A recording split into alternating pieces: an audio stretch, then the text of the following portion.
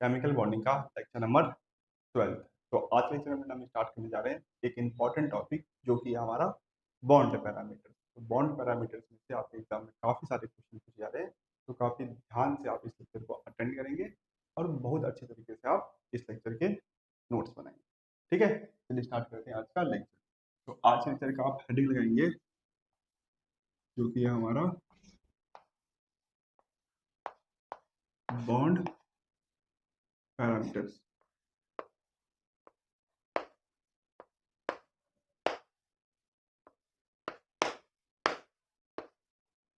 Bond parameters तो काफी सारे बॉन्ड पैरामीटर का हमें पढ़ना है। तो सबसे पहला हम पढ़ेंगे बॉन्ड ऑर्डर के बारे में। ठीक है ना, बॉन्ड ऑर्डर पढ़ना है, बॉन्ड लेंथ पढ़ना है, बॉन्ड एनर्जी पढ़ना है। सबसे पहले bond order.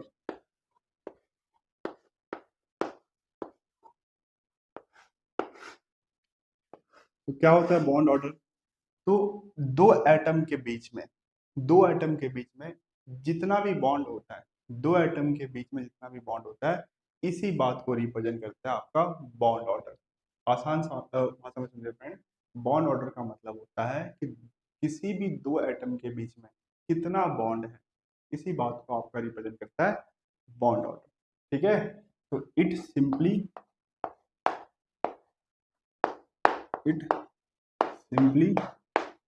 represents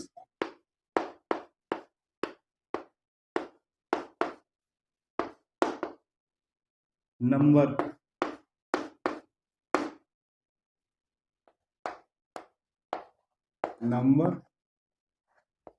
of bonds present between two bonded atoms।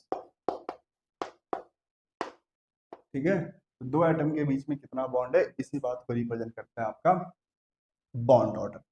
ठीक है, ठीक है। अब बॉन्ड ऑर्डर भी फ्रेंड हम दो तरीके के स्पीशीज में निकालते हैं। बॉन्ड ऑर्डर भी हम दो तरीके के स्पीशीज में निकालते हैं, या आप ऐसा बोल सकते हैं इसका भी दो टाइप है। सबसे पहले हम कवर करेंगे फ्रेंड डायटोमिक स्पीशीज।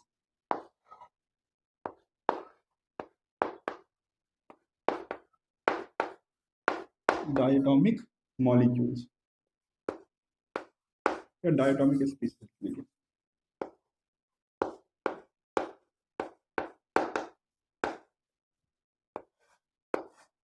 तो डायटोमिक स्पीशीज में क्या होगा फ्रेंड, दो एटम के बीच में जितना बॉन्ड बन रहा है, दो एटम के बीच में जितना बॉन्ड बन रहा है, वही उसका क्या होगा, बॉन्ड ऑर्डर। तो डायटोमिक स्पीशीज के केस में आप लिख सकते हैं it simply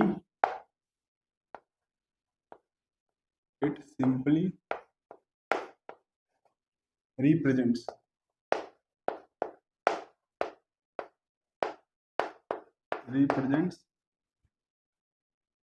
number of bonds, simply represents number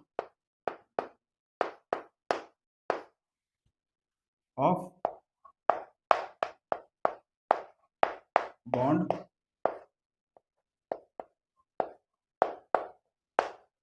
found between two atoms।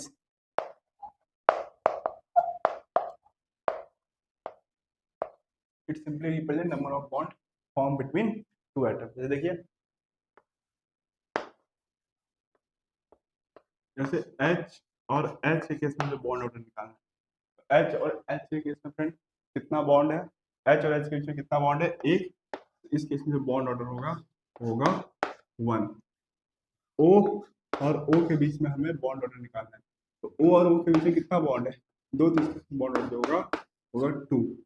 और N और N के बीच में बॉन्ड ऑर्डर निकालना है, तो N और N के बीच में कितना बॉन्ड है, तो 3, तो इसका बॉन्ड हो जाएगा 3। ठीक है, तो डायटोमिक स्पीशीज के लिए हमें बॉन्ड ऑर्डर निकालना है, तो हम क्या करेंगे, दो एटम के बीच में जितना बॉन्ड प्रेजेंट होता है वही इसका क्या होता है, वही इसका बॉन्ड ऑर्डर होता है। ठीक है, पॉलीएटॉमिक के केस में फ्रेंड हम बॉन्ड ऑर्डर को अलग तरीके से कैलकुलेट करते हैं। अब पॉलीएटॉमिक स्पीसीज में भी ऐसे स्पीसीज जिनमें रेजोनेंस हो, तो इसका अगला केस जो है फ्रेंड वो है polyatomic species. Polyatomic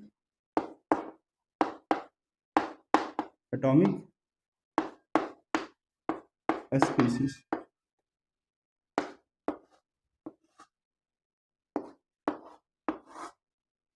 which can show resonance,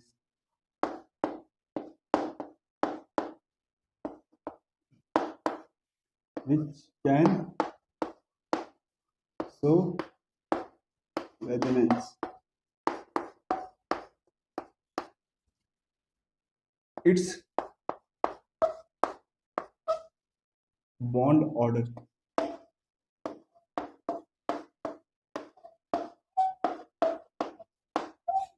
calculated as polyatomic species जिसमें रेजोनेंस हो। देखो फ्रेंड, जिसमें रेजोनेंस ना हो, जैसे देखिए SO3, SO3 भी एक पॉलीएटॉमिक स्पीसीज का एग्जांपल है, पर इसमें रेजोनेंस नहीं हो रहा है। आपको पता है क्या होता है रेजोनेंस? हमने ऑर्गेनिक केमिस्ट्री में काफी डिटेल में कवर किया था क्या होता है रेजोनेंस। यदि आपने अभी तक ऑर्गेनिक केमिस्ट्री नहीं पढ़ा है तो टेंशन मत लीजिए, यहाँ पे थोड़ा बहुत मैं एक्सप्लेन कर दूंगा, जितना यहाँ पे रेजोनेंस का काम है उतना मैं एक्सप्लेन कर दूंगा। ठीक है, तो देखो यहाँ पे रेजोनेंस नहीं हो रहा है, यानी यहाँ पे रेजोनेंस नहीं हो रहा है, तो मुझे सल्फर और ऑक्सीजन के बीच का बॉन्ड ऑर्डर निकालना है। तो मैं क्या करूंगा, एक ऑक्सीजन और एक सल्फर को पकड़ूंगा। मैंने एक ऑक्सीजन और एक सल्फर को पकड़ा, और उसके बीच में जितना भी बॉन्ड रहेगा वही मेरा क्या हो जाएगा, बॉन्ड ऑर्डर। पर ध्यान देना फ्रेंड, यहाँ पे रेजोनेंस नहीं होना चाहिए, क्योंकि इस केस में नहीं हो रहा है। तो यहाँ पे यदि आपको सल्फर ऑक्सीजन के बीच का बॉन्ड ऑर्डर पूछे तो आप 6 नहीं लिखेंगे, कितना लिखेंगे, 2 लिखेंगे। किसी भी एक सल्फर ऑक्सीजन के बीच में जितना भी बॉन्ड है वही क्या होगा, उसका बॉन्ड ऑर्डर। यहाँ पे यदि बॉन्ड ऑर्डर निकालेंगे तो कितना आएगा, 2। बताइए समझ में आ रहा है? तो पॉलीएटॉमिक स्पीसीज में यदि रेजोनेंस नहीं हो रहा है तो बॉन्ड ऑर्डर हम क्या करेंगे, सिंपली दो एटम के बीच में जितना बॉन्ड्स है वही हो जाएगा उसका बॉन्ड ऑर्डर, जैसा कि हमने डायटोमिक स्पीसीज केस में देखा था। यदि पॉलीएटॉमिक स्पीसीज में रेजोनेंस हो रहा हो तो उस केस में बॉन्ड ऑर्डर होता है, थोड़ा अलग तरीके से कैलकुलेट करते हैं। मिटा दो इसको, मैं देख लीजिए वीडियो पॉज करके।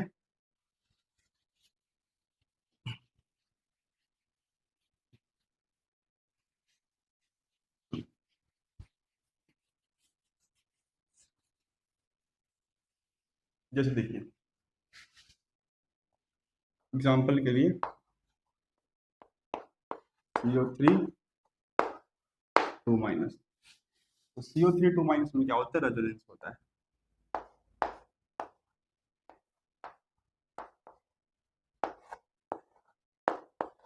यहाँ पे देखिए कैसे रेजोनेंस होगा, इस निगेटिव चार्ज पे, जो ऑक्सीजन के ऊपर का निगेटिव चार्ज है, जो ऑक्सीजन के ऊपर का निगेटिव चार्ज है, इस निगेटिव चार्ज को देख क्या करेगा, कार्बन जो है इस पाई बॉन्ड को तोड़ देगा। यहाँ पे कार्बन के पास दो बॉन्ड है, एक है सिग्मा और एक है पाई। तो इस निगेटिव चार्ज को देख के क्या करेगा, ये कार्बन जो है पाई बॉन्ड को तोड़ देगा, और इस पाई बॉन्ड के दोनों इलेक्ट्रॉन जो है ऑक्सीजन को दे देगा, दोनों इलेक्ट्रॉन ऑक्सीजन को दे देगा। तो ऑक्सीजन को एक एडिशनल इलेक्ट्रॉन मिल गया, इसलिए ऑक्सीजन को पाया नेगेटिव चार्ज। अब इस बॉन्ड में फ्रेंड एक इलेक्ट्रॉन कार्बन का था और एक ऑक्सीजन का था, तो ऑक्सीजन को एक एडिशनल इलेक्ट्रॉन मिल गया, तो ऑक्सीजन के ऊपर आया नेगेटिव चार्ज। और इस कार्बन का एक इलेक्ट्रॉन चले गया, इसलिए कार्बन के ऊपर आया पॉजिटिव चार्ज। समझ में आया ना, कार्बन के ऊपर पॉजिटिव चार्ज आया क्योंकि इस बॉन्ड में एक इलेक्ट्रॉन इस ऑक्सीजन का था और एक कार्बन था, एक कार्बन का था। तो दोनों के दोनों इलेक्ट्रॉन जो है ऑक्सीजन लेके चले गया, इसलिए ऑक्सीजन के ऊपर आया नेगेटिव चार्ज, और इस कार्बन के ऊपर पॉजिटिव चार्ज, क्योंकि इसके पास इसका जो एक इलेक्ट्रॉन है वो ऑक्सीजन लेके चले गया। ठीक है, बताइए समझ में आया? अब कार्बन के ऊपर निगेटिव, सॉरी, कार्बन के ऊपर पॉजिटिव चार्ज का मतलब होता है फ्रेंड वेकेंट ऑर्बिटल। कार्बन के ऊपर पॉजिटिव चार्ज का मतलब क्या होता है, कार्बन के पास एक वेकेंट ऑर्बिटल है। तो वेकेंट ऑर्बिटल में क्या करेगा कार्बन, ये जो ऑक्सीजन है अपने निगेटिव चार्ज को डोनेट कर देगा। इस वेकेंट ऑर्बिटल में ये जो ऑक्सीजन है अपने निगेटिव चार्ज को डोनेट कर देगा। नेगेटिव चार्ज को डोनेट करने का मतलब है इस निगेटिव चार्ज में क्या है, दो इलेक्ट्रॉन है। इस नेगेटिव चार्ज में कितना है, दो इलेक्ट्रॉन है। तो अपना एक लोन पेयर जो है, एक लोन पेयर जो है ऑक्सीजन जो है इस कार्बन के वेकेंट ऑर्बिटल में डोनेट कर देगा, और यहाँ पे क्या करेगा, बॉन्ड बना लेगा, यहाँ पे ऐसे बॉन्ड बना लेगा। अब देखो बॉन्ड जैसे ही बनेगा तो इस कार्बन के ऊपर का पॉजिटिव चार्ज खत्म, क्यों? कार्बन के ऊपर पॉजिटिव चार्ज इसलिए आया था क्योंकि इस कार्बन का एक इलेक्ट्रॉन इस ऑक्सीजन ने छीन लिया था। अब एक बार यदि बॉन्ड बन गया फ्रेंड, एक बार यदि बॉन्ड बन गया, भले बॉन्ड बनाने के लिए दोनों के दोनों इलेक्ट्रॉन ऑक्सीजन ने खर्च किए हैं, पर एक बार बॉन्ड बन गया तो दोनों को एक एक इलेक्ट्रॉन मिलेगा। ठीक है, तो कार्बन के पास एक इलेक्ट्रॉन की कमी थी क्योंकि इस ऑक्सीजन ने छीन लिया था, बॉन्ड बनती है, वो कमी पूरी हो गई। अब इस ऑक्सीजन का ऊपर का नेगेटिव चार्ज क्यों खत्म हो गया? कि ऑक्सीजन किसी और के पास से एक इलेक्ट्रॉन खींच के लाया था ना, ऑक्सीजन किसी और के पास एक इलेक्ट्रॉन खींच के लाया था। जैसे देखो इस ऑक्सीजन के ऊपर नेगेटिव चार्ज क्यों आया है? क्योंकि इस ऑक्सीजन ने इस कार्बन का इलेक्ट्रॉन खींच लिया है। वैसे इस ऑक्सीजन के ऊपर नेगेटिव चार्ज इसलिए आया था क्योंकि किसी और का इलेक्ट्रॉन खींच के लेके आया था। तो किसी और का इलेक्ट्रॉन खींच के लेके आया था, इसके ऊपर नेगेटिव चार्ज आया था, उस इलेक्ट्रॉन को इसने क्या किया, इस बॉन्ड को बनाने में डोनेट कर दिया, इसलिए इसके ऊपर का नेगेटिव चार्ज खत्म हो गया। ठीक है, तो इस कार्बन के ऊपर का पॉजिटिव चार्ज खत्म हो गया, इस कार्बन के ऊपर का नेगेटिव चार्ज खत्म हो गया। इस तरीके से इसका रेजोनेटिंग स्ट्रक्चर ये बन के आ गया। बताइए समझ में आ रहा है? तो क्या किया, पाई बॉन्ड जो है यहाँ से उठ के यहाँ पे मूव कर गया। देख रहे हो ना, पहले यहाँ पे नेगेटिव चार्ज था तो ये नेगेटिव चार्ज यहाँ पे चले गया, और ये पाई बॉन्ड जो यहाँ से मूव करके यहाँ पे आ गया, और इसी को हम क्या बोलते हैं, resonance, delocalisation of pi electron. तो पाई इलेक्ट्रॉन घूमता फिरता रहता है जिस मॉलिक्यूल में, वैसे मॉलिक्यूल में आपका क्या होता है, रेजोनेंस होता है। और जो पाई इलेक्ट्रॉन घूमता है, जो डीलोकलाइजेशन होता है पाई इलेक्ट्रॉन का, इसी फिनोमिना को हम क्या बोलते हैं, रेजोनेंस बोलते हैं। ठीक है, क्या यहाँ पे और भी रेजोनेंस हो सकता है? हो सकता है। देखो ये डबल बॉन्ड यहाँ पे उठ के आ सकता है, और ये नेगेटिव चार्ज इस ऑक्सीजन पे उठ के जा सकता है। यहाँ पे एक और रेजोनेंस हो सकता है। जो पाई बॉन्ड है उठ के यहाँ पे आ जाएगा, और इस ऑक्सीजन का नेगेटिव चार्ज जो है उठ के यहाँ पे आ जाएगा। क्या और भी रेजोनेंस होगा? हो सकता है। देखो डबल बॉन्ड उठ के यहाँ पे आए, नेगेटिव चार्ज यहाँ पे आए, पर इससे जो स्ट्रक्चर बनेगा फ्रेंड यही होगा। इसके बाद आप कितना भी रेजोनेंस करा लीजिए, वही इन तीनों में से कोई एक स्ट्रक्चर जो होगा वो रिपीट होगा। ठीक है, तो यहाँ पे तीन रेजोनेटिंग स्ट्रक्चर बनेंगे, और यदि हम इसका रेजोनेटिंग हाइब्रिड बनाए, अब ये तीनों स्ट्रक्चर है फ्रेंड आइडेंटिकल स्ट्रक्चर है, ऐसा नहीं कि तीनों अलग अलग है, ये अलग है, ये अलग है, ये अलग है, तीनों स्ट्रक्चर जो आइडेंटिकल है, तीनों जो है सेम ही स्ट्रक्चर है, और तीनों जो है एक ही है। अब इन तीनों का फ्रेंड यदि हम रेजोनेटिंग हाइब्रिड बनाए, मतलब तीनों स्ट्रक्चर को कंबाइन करके एक स्ट्रक्चर बनाए, उसे हम बोलते हैं रेजोनेटिंग हाइब्रिड। तो इसमें देखिए जो तीनों जो तीनों ऑक्सीजन है, अब तीनों का तीनों रेजोनेटिंग स्ट्रक्चर देख लीजिए, चाहे इसको देख लीजिए, चाहे इसको देख लीजिए, चाहे इसको देख लीजिए, तीनों ऑक्सीजन के पास एक बॉन्ड तो हमेशा ही था। जैसे इसमें इसमें इसमें तीनों में ऑक्सीजन के पास एक बॉन्ड तो हमेशा ही था, एक में दो था। इसको देख लीजिए, इसको देख लीजिए, इसको देख लीजिए, इन तीनों में इस कार्बन ऑक्सीजन के बीच में एक बॉन्ड हमेशा ही था। और इसको इसको इसको देख ले, इन तीनों में क्या था, एक इस कार्बन इस ऑक्सीजन के बीच में एक बॉन्ड तो हमेशा था। तो तीनों जो कार्बन ऑक्सीजन है फ्रेंड, उनके बीच में एक बॉन्ड तो हमेशा ही था। पाई बॉन्ड कभी आ रहा था, कभी चले जा रहा था। जैसे इस केस में क्या था, इस स्ट्रक्चर में था, इन दोनों में नहीं था। यहाँ पे बताइए इसमें था पर इन दोनों में नहीं था। यहाँ पे बताइए फ्रेंड इसमें था, इन दोनों में नहीं था। तो पाई बॉन्ड जो इधर से उधर मूव कर रहा है, तो जो भी रेजोनेटिंग स्ट्रक्चर में जो भी बॉन्ड मूव करता है ना, उसको हम पार्शियल बॉन्ड से दिखाते हैं। जैसे यहाँ पे कभी पाई बॉन्ड था क्या, तीनों स्ट्रक्चर में से कहीं पे भी यहाँ पे पाई बॉन्ड था, इसमें था, यहाँ पे हम क्या करेंगे, पार्शियल पाई बॉन्ड बना देंगे। तीनों में से कहीं पे भी किसी स्ट्रक्चर में यहाँ पे पाई बॉन्ड था क्या, इसमें था, हम क्या करेंगे, यहाँ पे भी पार्शियल पाई बॉन्ड बना देंगे। तीनों में से कहीं पे भी किसी भी स्ट्रक्चर में यहाँ पे पाई बॉन्ड था क्या, इसमें, तो यहाँ पे हम क्या करेंगे, पार्शियल पाई बॉन्ड बना देंगे। ठीक है, इस तरीके से हम क्या करते हैं, जहां जहां पे पाई बॉन्ड मूव कर रहा है वहां वहां पे हम पार्शियल पाई बॉन्ड बना देते हैं, और जहां जहां पे नेगेटिव चार्ज था वहां पे हम पार्शियल नेगेटिव बना देते हैं। जैसे यहाँ पे इस ऑक्सीजन के ऊपर किसी भी स्ट्रक्चर में नेगेटिव चार्ज था, इसमें और इसमें था, तो पार्शियल नेगेटिव चार्ज बनाएंगे, और पार्शियल नेगेटिव चार्ज को हम डेल्टा नेगेटिव से बनाते हैं। क्या इस ऑक्सीजन के ऊपर कहीं पे भी नेगेटिव चार्ज था, एक इसमें था, एक मिनट, हाँ एक इसमें था और एक इसमें था, यहाँ पे हम क्या करेंगे, डेल्टा नेगेटिव बना देंगे। और क्या इस ऑक्सीजन के ऊपर कहीं पे भी नेगेटिव चार्ज था, हाँ देखो इसमें था और इसमें था, यहाँ पे क्या करेंगे, नेगेटिव चार्ज बना देंगे। इस तरीके से हम क्या करते हैं, रेजोनेटिंग हाइब्रिड बनाते हैं। जहां जहां पे डबल बॉन्ड था फ्रेंड, वहां पे हम क्या करते हैं, डॉट डॉट करके पार्शियल डबल बॉन्ड बनाते हैं, और जहां जहां पे नेगेटिव चार्ज था वहां पे डेल्टा नेगेटिव, और जहां जहां पे पॉजिटिव चार्ज था डेल्टा पॉजिटिव। ये इसका रेजोनेटिंग हाइब्रिड। ठीक है, बताइए समझ में आ रहा है? चलिए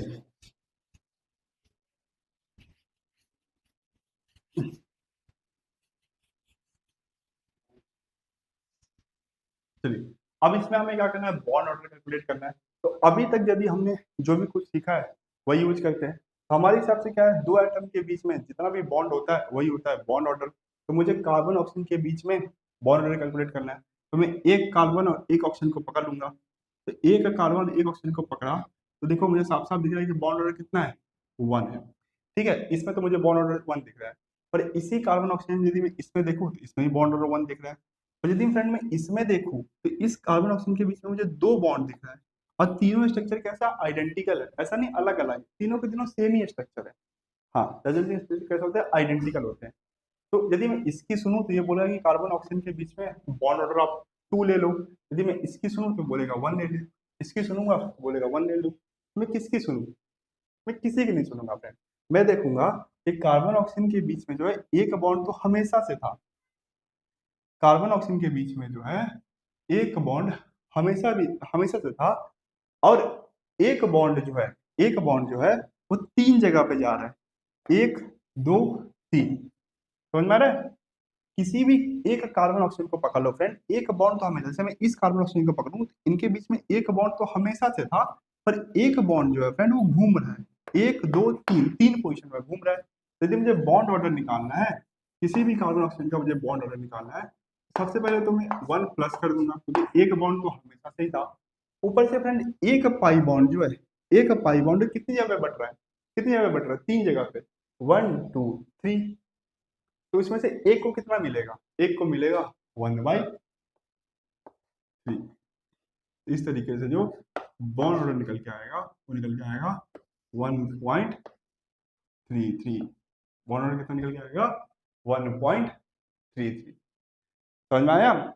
इस तरीके से हम बॉन्ड कैलकुलेट करते हैं। बॉन्ड ऑर्डर जो है ये एक भी नहीं है, बॉन्ड ऑर्डर जो है 2 भी नहीं है, 1 से ज्यादा है और 2 से कम है, 1.33 है। ठीक है, ठीक है ना? तो बॉन्ड में कितना आया, 1.33 आया। अब किसी भी कार्बन ऑक्सीजन का निकालो। जैसे मैंने इसका निकाला ना, अब इसका बताता हूँ। देखो इस कार्बन ऑक्सीजन में एक बॉन्ड तो हमेशा से है, चाहे इसको देखो चाहे इसको देखो चाहे इसको देखो। और एक स्ट्रक्चर में दो बॉन्ड आ रहा है। और ये वाला बॉन्ड जो है 3 जगह पे बट रहा है, 1 2 3। तो इसमें एक का कॉन्ट्रीब्यूशन कितना होगा, 1.1/3। या एक और फॉर्मूला होता है फिर बॉन्ड ऑर्डर कैलकुलेट करने का, जो कि होता है 1 प्लस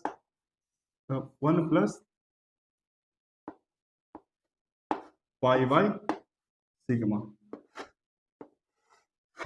1 प्लस पाई/सिग्मा। अब पाई/सिग्मा में फ्रेंड आपको याद रखना है, वही बॉन्ड लेना है जो रेजोनेटिंग पोजीशन पे हो। सारे के सारे पाई और सारे के सारे सिग्मा बॉन्ड आपको काउंट नहीं करना है। जैसे पाई बॉन्ड, पाई की जगह पे क्या रखना है आपको, पाई बॉन्ड का नंबर रखना है। सिग्मा की जगह पे क्या रखना है आपको, सिग्मा बॉन्ड का नंबर रखना है। पर वही सिग्मा और पाई बॉन्ड का नंबर रखोगे जो रेजोनेटिंग पोजीशन पे है। तो नंबर ऑफ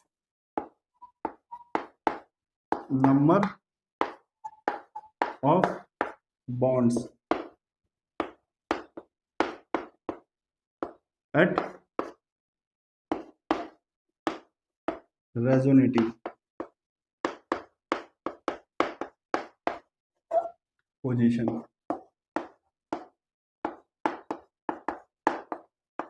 ठीक है, number of bond at resonating position. जैसे देखो इस केस में मैं फॉर्मूला लगाऊं तो ये दोनों रेजोनेटिंग पोजीशन है, क्या ये जो है एक रेजोनेटिंग पोजीशन है? हाँ, देखो यहाँ पे रेजोनेंस हो रहा है ना, मतलब यहाँ पे आपको कुछ चेंज होते दिखाई दे रहा है। यहाँ पे सिग्मा बॉन्ड था, यहाँ पे क्या था, दो बॉन्ड था, यहाँ पे सिंगल सिंगल, मतलब इस पोजीशन पे चेंज हो रहा है। तो जो भी पोजीशन में चेंज दिखाई देता है वो क्या होता है फ्रेंड, आपका रेजोनेटिंग पोजीशन होता है। मतलब इस पोजीशन पे हमें चेंज दिखाई दे रहा है, कभी डबल बॉन्ड था कभी सिंगल, क्या इस पोजीशन पे चेंज हो रहा है? हो रहा है, देखो कभी सिंगल कभी डबल कभी सिंगल, ये भी आपका रेजोनेटिंग पोजीशन। क्या इस पोजीशन पे कोई भी चेंज हो रहा है, सिंगल सिंगल डबल?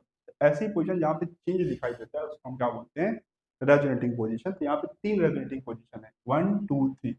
अब 3 रेजोनेटिंग पोजीशन में आप कैलकुलेट कर लो कितना पाई और कितना सिग्मा। तो देखो किसी भी एक को पकड़ो, तीनों को मत पकड़ो फ्रेंड, किसी भी एक को पकड़ो और हमें पता चल गया है कि तीनों रेजोनेटिंग पोजीशन है। तो इसमें कितना, एक पाई है। देखो इसमें कितना है, दो बॉन्ड होता है तो इसमें एक ही सिग्मा होता है बाकी पाई होता है।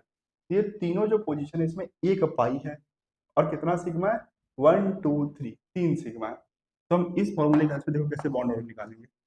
Bond order equal to 1 plus pi कितना है, 1 और सिग्मा कितना है 3, कितना हो जाएगा 4/33 निकल जाएगा 1.33। इस तरीके से आप क्या कर सकते हो, इस फॉर्मूले के हेल्प से भी बॉन्ड ऑर्डर कैलकुलेट कर सकते हो। तो आपकी इच्छा, चाहे मेरा वाला तरीका आप लगाइए कि देखिए कि दो एटम के बीच में जितने भी रिजल्टिंग स्ट्रक्चर है, दो एटम के बीच में कितना बॉन्ड हमेशा प्रेजेंट है।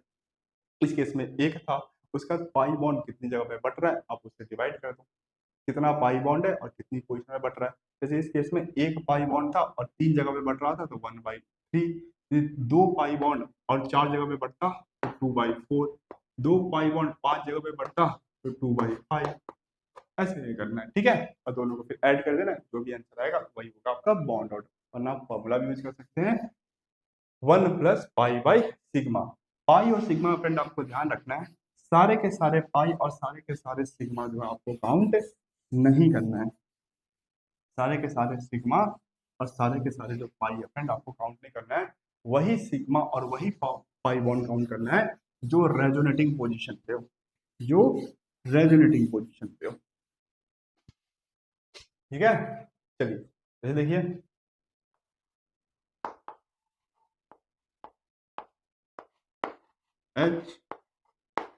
HCO3-, इसका मैं स्ट्रक्चर बनाता हूँ सबसे पहले।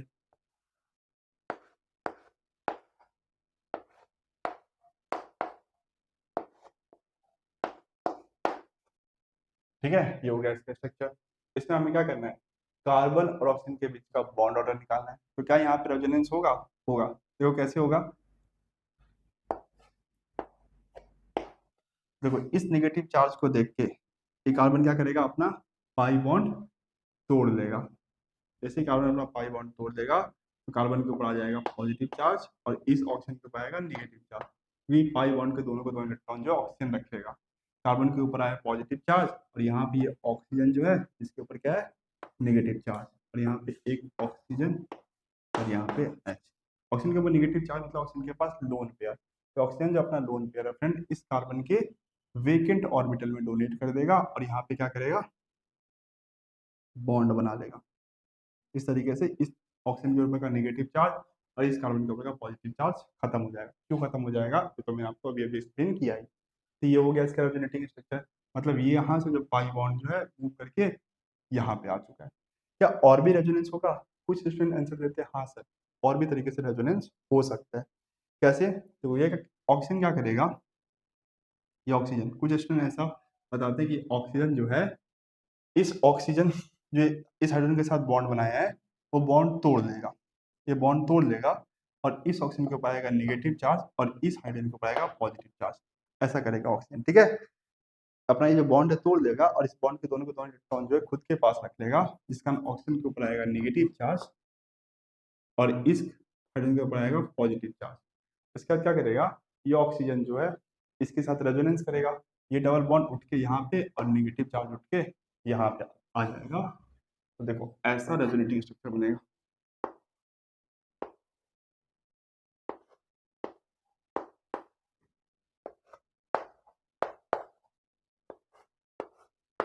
तो कुछ स्टूडेंट के हिसाब से सर ऐसे यहाँ पे रेजोनेंस हो जाएगा, जो कि एक गलत स्ट्रक्चर है, ये रेजोनेटिंग स्ट्रक्चर नहीं है। क्यों नहीं है फ्रेंड? देखो हम शुरुआत में जो मॉलिक्यूल लेके आए थे उसमें एक हाइड्रोजन एक कार्बन तीन ऑक्सीजन था। अब जैसे ही ये ऑक्सीजन इस हाइड्रोजन के साथ बॉन्ड तोड़ देगा हाइड्रोजन जो है इस स्ट्रक्चर से निकल जाएगा। तो जो फाइनली जो आपका ये मॉलिक्यूल बचेगा उसमें तो हाइड्रोजन ही नहीं है, हम तो हाइड्रोजन लेके आए थे ना। अब जितने भी रेजोनेटिव स्ट्रक्चर बना रहे हो फ्रेंड उसमें हमेशा ध्यान रखना कोई भी एटम जो है वो मिसिंग नहीं होना चाहिए, सारे के सारे एटम होना चाहिए, ठीक है। कोई भी एटम जो है मिस नहीं होना चाहिए, इसलिए क्या होगा गलत रेजोनेटिव स्ट्रक्चर होगा। तो यहाँ पे दो ही रेजोनेटिव स्ट्रक्चर बनेगा, तीसरा नहीं बनेगा। तीसरा तभी बन पाएगा जब जब इस ऑक्सीजन के ऊपर नेगेटिव चार्ज आए और ऑक्सीजन हाइड्रोजन के साथ बॉन्ड तोड़ के नेगेटिव चार्ज बनाता है उस केस में अलग मॉलिक्यूल बन जाएगा जो कि रेजोनेंस में अलाउ नहीं है, ठीक है ना। रेजोनेंस रेजोनेंस के बहुत सारे रूल होते हैं, काफी डिटेल में पढ़ा था हमने जीओसी में रेजोनेंस।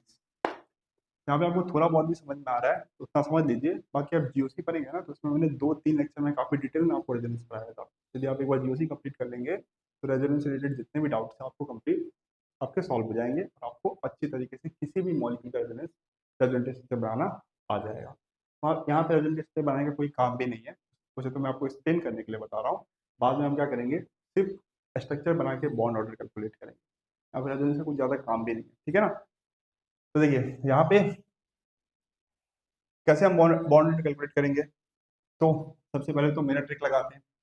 क्या है मेरा ट्रिक, दो एटम को देखिए, जैसे मैं इस कार्बन और इस ऑक्सीजन के बीच का बॉन्ड ऑर्डर पूछा है ना, तो इन दोनों को देखता हूँ, इन दोनों को देखता हूँ। तो देखो चाहे मैं इसको देखूँ चाहे मैं इसको देखूँ, दोनों जगह पर फ्रेंड देखिए एक बॉन्ड तो हमेशा था। कार्बन ऑक्सीजन के बीच में इसमें भी एक बॉन्ड है, इसमें भी एक बॉन्ड है, एक बॉन्ड तो है। उसका जो पाई बॉन्ड जो है दो जगह पे बट रहा है, एक बार इसमें और एक बार इसमें।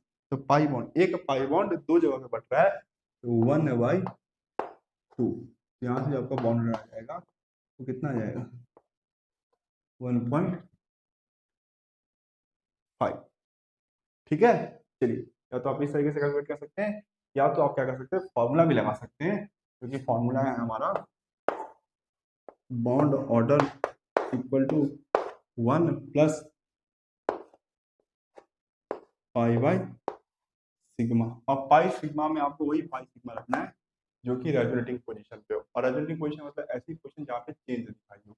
तो क्या इस पोजीशन में आपको चेंज दिखाई दे रहा है? हाँ देखिए, यहाँ पे डबल बॉन्ड है, यहाँ पे सिंगल बॉन्ड आ गया। ये आपका रेजोनेटिंग पोजीशन है। क्या ये आपका रेजोनेटिंग पोजीशन है? दोनों स्ट्रक्चर में चेंज दिखाई दे रहा है, देखो इसमें और इसमें कोई चेंज नहीं है, ये आपका रेजोनेटिंग पोजीशन नहीं है। क्या ये आपका रेजोनेटिंग पोजीशन है? नहीं, देखो यहाँ पे भी एक बॉन्ड और यहाँ पे भी एक बॉन्ड, ना इसमें चेंज है ना इसमें चेंज है। ये और ये आपका रेजोनेटिंग पोजीशन नहीं है, ये और ये आपका रेजोनेटिंग पोजीशन नहीं है। ये बताइए, यहाँ पे सिंगल बॉन्ड और यहाँ पे डबल बॉन्ड, ये आपका रेजल्टिंग पोजीशन है। तो जितने भी रेजल्टिंग पोजीशन यहाँ पे फ्रेंड आपको दिखाई दे रहे हैं, उसमें कितना पाई है? एक ही। अब इसको अब ढक लीजिए। अब कुछ एक पाई है और एक पाई है, दोनों मॉलिक्यूल देख रहे हैं, एक ही मॉलिक्यूल, एक मॉलिक्यूल को देखेंगे तो एक पाई, एक ही पाई है ना, दोनों जो रेजल्टिंग पोजीशन है वहां पे एक ही पाई है। तो एक सिग्मा कितना है? एक इसमें से सिग्मा, एक इसमें से सिग्मा, तो दो सिग्मा है। कितना निकल के आएगा 1.5। ठीक है, तो बॉन्ड ऑर्डर कितना निकल के आया 1.5। ठीक है, चलिए ये देखिए SO3, तो इसमें सल्फर ऑक्सीजन का बॉन्ड ऑर्डर बताइए। तो देखो यहाँ पे यदि हम SO3 का स्ट्रक्चर बनाएंगे,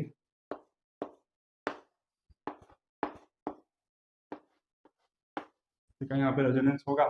नहीं, रेजोनेंस तो होगा ही नहीं। रेजोनेंस होगा नहीं होगा फिर। तो यहाँ पे तो सीधा सीधा बॉन्ड ऑर्डर, सल्फर ऑक्सीजन के बीच में जितना बॉन्ड है वही क्या हो जाएगा बॉन्ड ऑर्डर। किसी भी एक सल्फर ऑक्सीजन को पकड़ लीजिए, एक सल्फर एक ऑक्सीजन, तो उसके केस में कितना बॉन्ड है? दो, बॉन्ड ऑर्डर 2। ठीक है, चलिए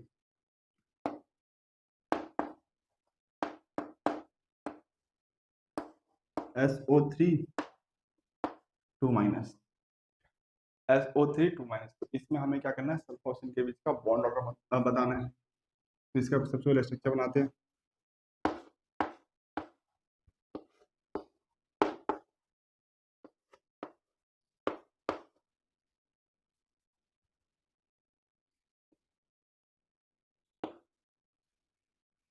तो देखिए, अब बार बार आपको रेजल्टेंट स्टेप बनाने की जरूरत नहीं है, सीधा इसे कीजिए। बॉन्ड ऑर्डर हमें किसके, सल्फर ऑक्सीजन के बीच का बॉन्ड ऑर्डर निकालना है। तो एक सल्फर ऑक्सीजन को पकड़ लीजिए, मैं इसको पकड़ लेता हूँ। तो देखो ये पाई बॉन्ड जो है कभी यहाँ पे आएगा कभी यहाँ पे आएगा, घूमता फिरता रहेगा ना। तो एक तो क्या होगा, एक बॉन्ड तो हमेशा होगा। किसी भी सल्फर ऑक्सीजन को देख लूँ तो इसमें एक बॉन्ड तो हमेशा ही रहेगा, और एक पाई बॉन्ड कितनी जगह पे बट रहा है? 1 2 3, तीन जगह पे बट रहा है, तो 1/3। यहाँ पे जो बॉन्ड कितना आ जाएगा फ्रेंड? 1.33। पता है, समझ में आ रहा है? समझ में आ रहा है? इस तरीके से आपको बिना रेजोनेंस से बनाए हुए क्या करना है, बॉन्ड क्वेश्चन सॉल्व करना है। जैसे हम फॉर्मूला यूज करें, जो हमारा फॉर्मूला है bond order equal to 1 plus pi by sigma, तो प्लस 1 प्लस कितना पाई है? देखो ये तीनों को तीनों जो है रेजोनेटिंग पोजीशन है, इसमें आपको चेंज दिखाई देगा। यदि इसका रेजोनेटिव स्ट्रक्चर बनाएंगे तो डबल बॉन्ड मुड़ के यहाँ पे आ जाएगा, इसमें आपको चेंज दिखाई देगा, और इसमें भी आपको चेंज दिखाई देगा, और ये भी इसमें भी आपको चेंज दिखाई देगा। ठीक है, यदि इसका प्रेजेंटेशन बनाएंगे तो ये पाई बॉन्ड जो यहाँ पे भी उठ के आ सकता है, यहाँ पे भी उठ के आ सकता है। तो तीनों जो पोजीशन है वहां पे चेंज दिखाई देगा, इसलिए तीनों को जो है रेजोनेटिंग पोजीशन है। तो जो तीनों को तीन रेजोनेटिंग पोजीशन है उसमें कितना पाई है, एक ही पाई है, तो 1। और कितना सिग्मा है, 1 2 3, 3 सिग्मा है। दो बॉन्ड में से एक सिग्मा होता है, एक पाई होता है, वो तो आपको पता ही होगा। तो 1.33, यहाँ पे जो सल्फर ऑक्सीजन के बीच का बॉन्ड बन रहा है कितना है फ्रेंड, 1.33। इस तरीके से आपको सॉल्व करना है, ठीक है। चलिए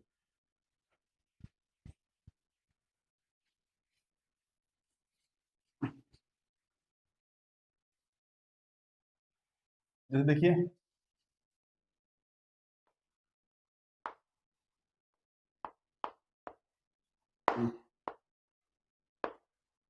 SO4 2 माइनस, तो इसका पहले सबसे पहले स्ट्रक्चर बना लेते हैं।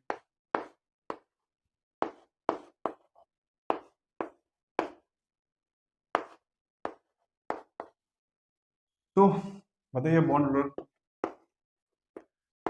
देखो फ्रेंड किसी भी सल्फर ऑक्सीजन को पकड़ लो, जैसे मैं इसको ही पकड़ लूँ, तो एक बॉन्ड तो हमेशा ही है, सल्फर ऑक्सीजन के बीच में एक बॉन्ड हमेशा ही रहेगा। ये डबल बॉन्ड कभी उठ के यहाँ पे आ जाएगा, कभी उठ के यहाँ पे आ जाएगा, कभी उठ के यहाँ पे भी आए, डबल बॉन्ड अपनी पोजीशन चेंज करता रहेगा, पर सल्फर ऑक्सीजन के बीच में एक बॉन्ड तो हमेशा ही रहेगा, ठीक है। और कितना पाई बॉन्ड है, दो, एक और दो। अब पोजीशन कितना है फ्रेंड, चार, 1 2 3 4, चार पोजीशन में जा सकता है ना पाई बॉन्ड, एक दो। और ये पाई बॉन्ड यहाँ पे जा सकता है, ये पाई बॉन्ड यहाँ पे जा सकता है, तो पूरा चार पोजीशन पे पाई बॉन्ड जा सकते हैं। तो दो बाई पाई बॉन्ड जो है पूरा चार पोजीशन पे जा सकते हैं।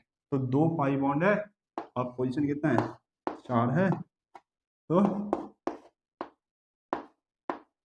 1.5, ठीक है। ये तो हो गया ट्रिक से, अब फॉर्मूले से सॉल्व करते हैं। तो बॉन्ड ऑर्डर 1 प्लस पाई, कितना पाई है, साफ साफ दिख रहा है आपको, दो, सारे के सारे रेजोनेटिंग पोजीशन है, दो पाई बॉन्ड है। और कितना सिग्मा है, 1 2 3 4, चार सिग्मा है, तो कितना हो जाएगा 1.5। यहाँ पे सल्फर ऑक्सीजन के बीच का बॉन्ड ऑर्डर कितना है, कितना है 1.5, ठीक है। चलिए समझ में आ गया आपको बॉन्ड ऑर्डर कैसे कैलकुलेट करना है, तो समझ में आ गया तो मैं कुछ क्वेश्चन लाया हूँ, वीडियो पॉज करके आप खुद ट्राई करना और फिर इसके सोल्यूशन देखना।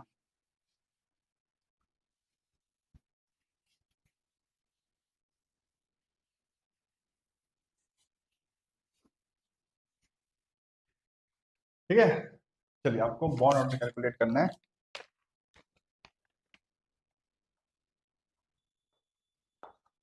मैं आपको स्ट्रक्चर बना के दे रहा हूँ।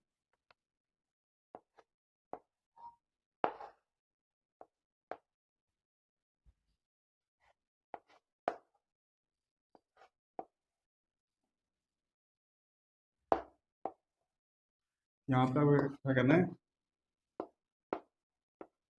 नाइट्रोजन ऑक्सीजन के बीच का बॉन्ड ऑर्डर कैलकुलेट करना है, ठीक है।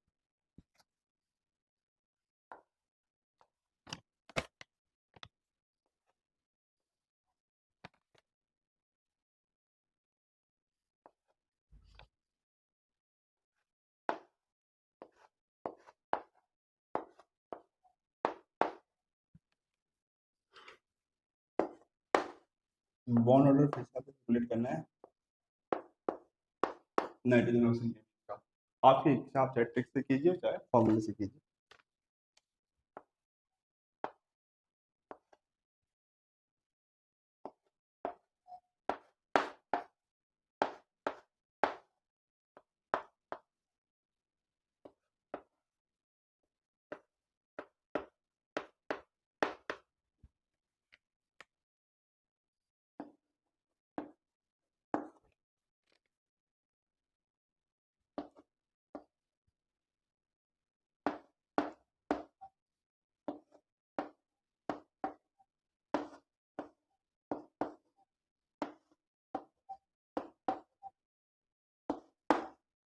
बॉन्ड ऑर्डर को कैलकुलेट करना है फास्फोरस और ऑक्सीजन के बीच, ठीक है।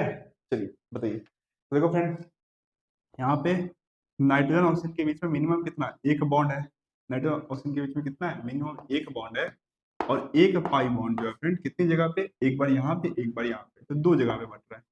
कितना हो जाएगा, 1+1/2, तो 1.5। समझ में आ रहा है? नहीं तो आप ट्रिक से करना, फॉर्मूले से करना चाहते हैं, फॉर्मूले से कर लीजिए।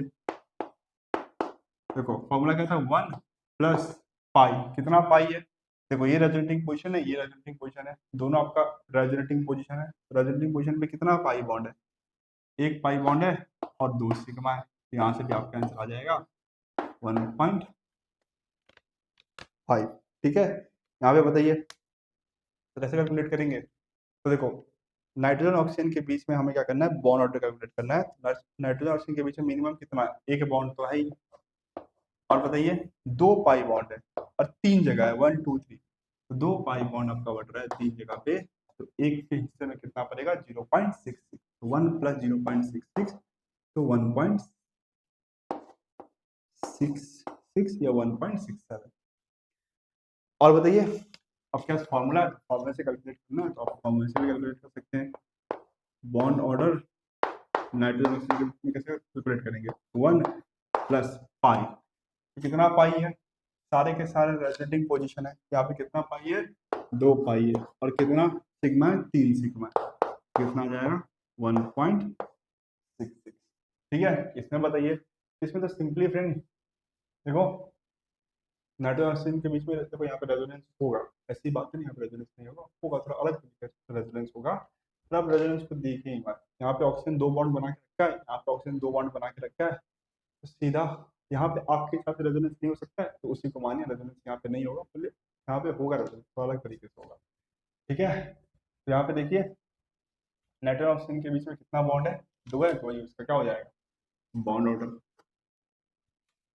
ठीक है, चलिए यहाँ पे बताइए, तो देखो फॉस्फोरस ऑक्सीजन के बीच में कितना, मिनिमम एक बॉन्ड है और एक पाई बॉन्ड, ये जो पाई बॉन्ड है कितनी जगह पे जा रहा है, 1 2 3 4, चार जगह पे जा रहा है, तो 1.1/4, 1+1/4, तो 1.25, 1.25। ठीक है, अब बताइए, तो फॉर्मूले से करना चाहते हो फॉर्मूले से कर लीजिए। बॉन्ड ऑर्डर 1 प्लस कितना पाई है, तो जितने भी पोजीशन है रेजोनेटिंग पोजीशन है, तो 1, एक पाई बॉन्ड है एक, और सिग्मा कितना है 4, तो इसलिए बॉन्ड निकल के आएगा, वो निकल के आएगा 1.25। ठीक है, समझ में आ रहा है? चलिए मिटा दो इसको, वीडियो पॉज करके लिख लीजिए यदि आपका आंसर गलत हुआ तो।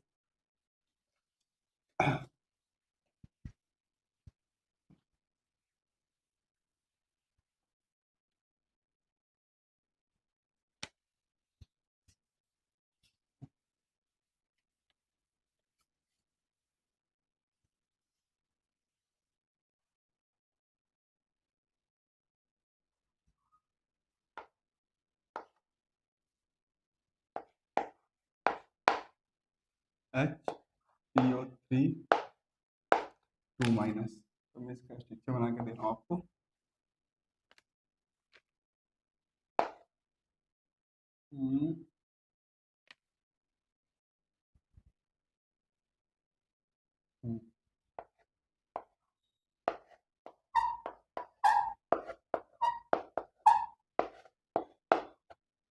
तो बॉन्ड ऑर्डर कैलकुलेट करना है आपको फॉस्फोरस ऑक्सीजन के बीच का। ठीक है, चलिए क्वेश्चन नंबर 6, H2CO2-, तो phosphorus double bond O minus H,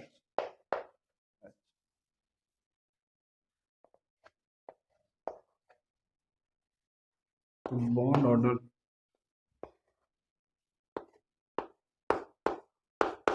phosphorus और ऑक्सीजन के बीच का कैलकुलेट करना।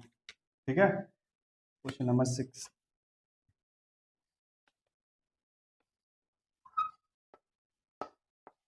Question number 7 ClO4 minus. तो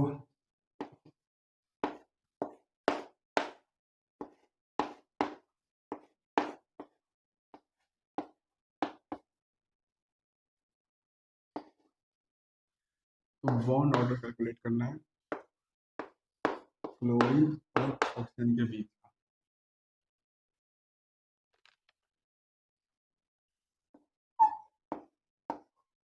क्वेश्चन नंबर 8 ClO3 माइनस।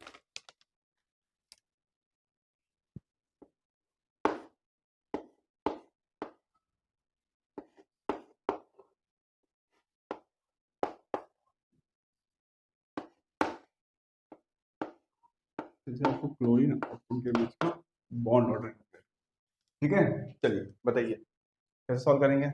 तो देखो फॉस्फोरस और ऑक्सीजन के बीच में मिनिमम कितना बॉन्ड है, मिनिमम एक बॉन्ड तो है, प्लस एक पाई है, कितनी जगह पे बट रहा है 1 2 3, यहाँ पे तो नहीं जाएगा, यहाँ पे रेजोनेंस नहीं होगा ना फ्रेंड।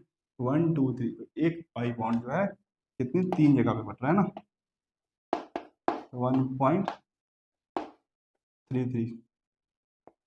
और यदि आप फॉर्मूले से करना चाहते हैं फॉर्मूले से कर लीजिए, 1 प्लस पाई। तो सबसे पहले बताइए रेजोनेटिंग पोजीशन, ये आपका रेजोनेटिंग पोजीशन, ये आपका रेजोनेटिंग पोजीशन, ये आपका रेजोनेटिंग पोजीशन नहीं है, ठीक है। यहाँ पे रेजोनेंस नहीं हो सकता, यहाँ पे ऑक्सीजन होता और उसके ऊपर नेगेटिव चार्ज होता तब रेजोनेंस होता, यहाँ पे नहीं होगा, ठीक है।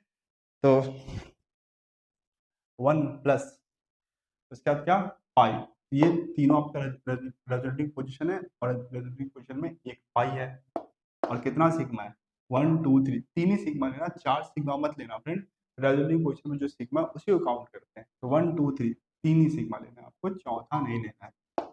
अब जो बॉन्ड निकल के आएगा 1.33। समझ में आया। इसमें बताइए फ्रेंड, देखो सबसे पहले तो आप रेजोनेटिंग पोजीशन देखिए, ये दोनों आपका रेजोनेटिंग पोजीशन है, ये नहीं है। तो 1 प्लस क्यों, ये फॉस्फोरस ऑक्सीजन के बीच में एक बॉन्ड तो मिनिमम है ही, इसका एक बॉन्ड जो है वो दो जगह पे बढ़ रहा है, 1 प्लस 1/2, तो यहाँ से बॉन्ड निकल के आएगा 1.5। या आप फॉर्मूले से करना चाहते हैं तो फॉर्मूले की हेल्प से भी कर सकते हैं,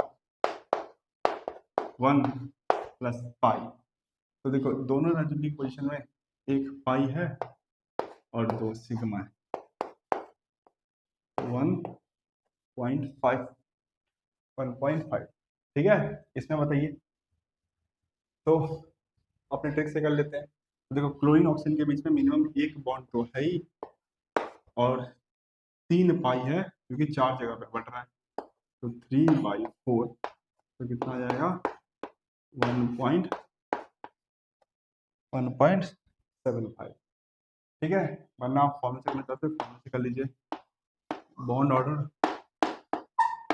क्लोरीन ऑक्सीजन के बीच में निकालना है, तो 1 प्लस पाई, कितना पाई है 1 2 3, 3 पाई है और चारों आपका रेजोनेटिंग पोजीशन है 1 2 3 4, चार आपका रेजोनेटिंग पोजीशन है, ठीक है ना।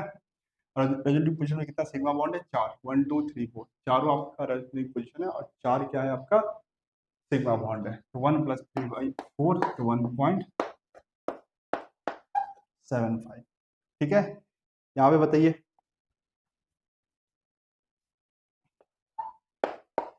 तो देखो क्लोरीन ऑक्सीजन के बीच में फ्रेंड मिनिमम एक बॉन्ड तो है ही, साफ साफ आपको दिख रहा है, इस क्लोरीन ऑक्सीजन के बीच में एक बॉन्ड है, उसके बाद ये 2 पाई बॉन्ड है और जगह कितना है 3, 2/3, तो कितना आ जाएगा 1.66 या 1.67, ठीक है। वरना आप फॉर्मूले से करना चाहते हैं तो फॉर्मूले से कर लीजिए, 1 प्लस कितना पाई है 2 पाई है, सारे के सारे पोजीशन जो है रेजोनेटिंग पोजीशन है, ये भी आपका रेजोनेटिंग पोजीशन है, ये भी और ये भी, तो 2 पाई बॉन्ड है आपके रेजोनेटिंग पोजीशन पे और 3 सिग्मा बॉन्ड है रेजोनेटिंग पोजीशन से।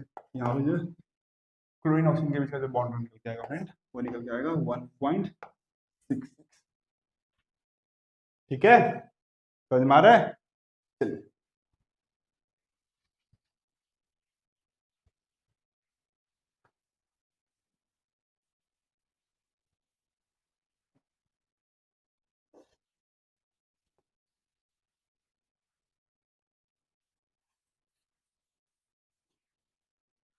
कितना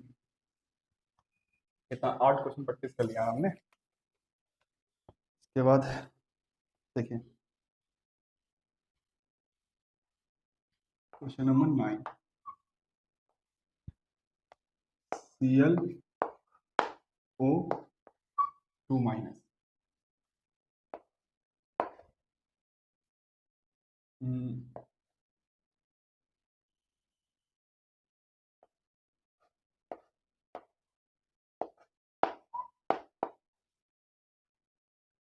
इसमें आपको क्या करना है, बॉन्ड ऑर्डर निकालना है क्लोरीन और ऑक्सीजन के बीच का।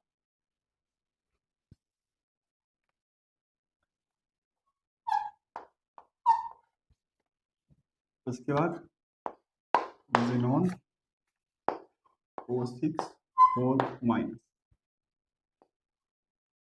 ठीक है, इसका भी स्ट्रक्चर बना के देता हूँ।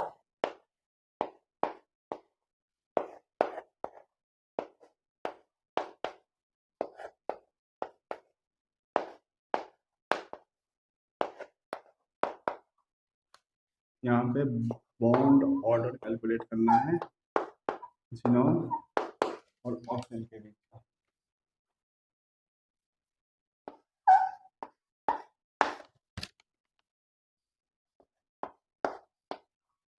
I O6 5 minus. देखिए आयोडीन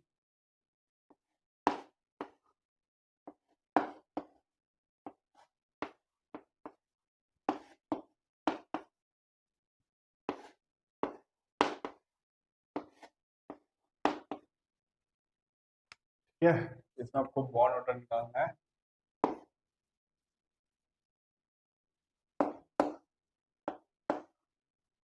क्लोरीन, सॉरी आयोडीन है ना,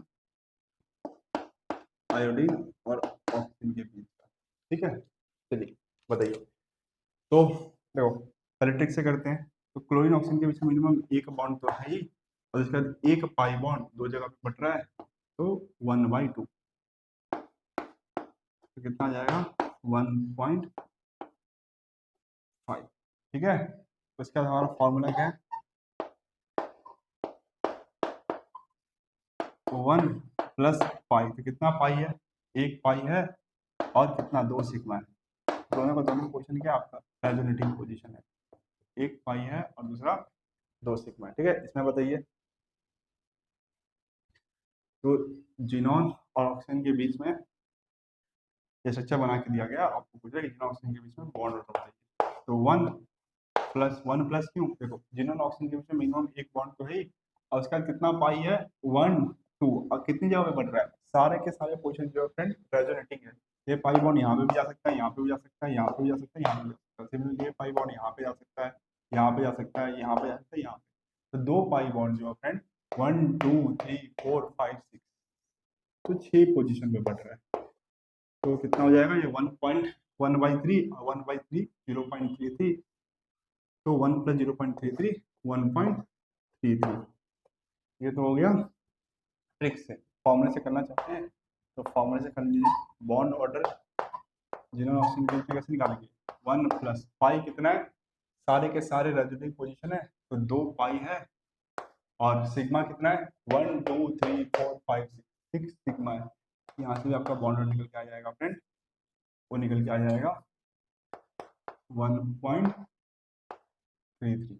इस तरीके से चाहे तो आप ट्रिक से कर लीजिए, चाहे तो फॉर्मूले से कर लीजिए। यहाँ पे बताइए तो देखो एक बॉन्ड तो मिनिमम है आयोडीन ऑक्सीजन के बीच में, किसी भी आयोडीन ऑक्सीजन को देख लीजिए एक बॉन्ड तो है, और यहाँ पे कितना 2 पाई बॉन्ड है जो कि 6 पोजीशन में बट रहा है।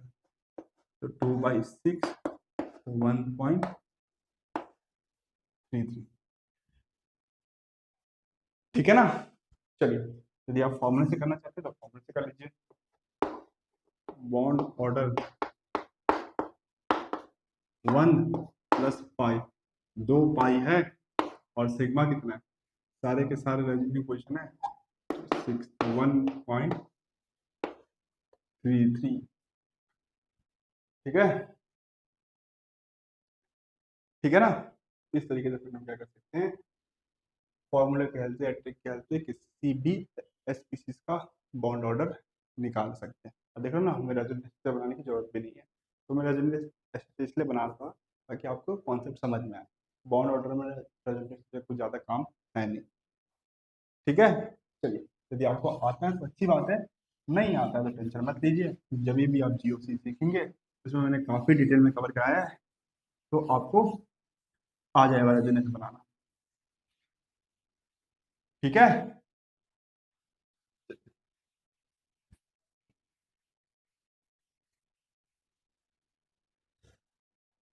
अब हम पढ़ेंगे अपना सेकंड बॉन्ड पैरामीटर, जो कि हमारा बॉन्ड लेंथ।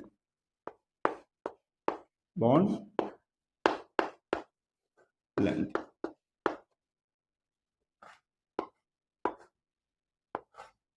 तो इसके पहले भी हम बॉन्ड लेंथ पढ़ चुके हैं। याद है, जब मैंने बॉन्ड लेंथ को डिफाइन किया था तब मैंने एक ग्राफ बनाया था, पोटेंशियल एनर्जी और आर के बीच में मैंने एक ग्राफ बनाया था।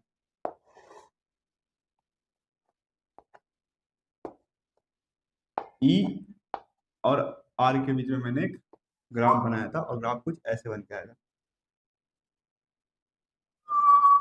और इस ग्राफ का जो भी मिनिमा है, इस ग्राफ का जो भी मिनिमा है वो क्या देता है आपको? Bond length. ये जो है आपका, ये बॉन्ड लेंथ। इस ग्राफ का जो मिनिमा होता है उससे हमें क्या मिलता है? बॉन्ड लेंथ मिलता है कि नहीं? और बॉन्ड लेंथ को हमने डिफाइन किया था inter nuclear distance, inter nuclear distance between two bonded atom. तो क्या होता है bond length? Inter nuclear distance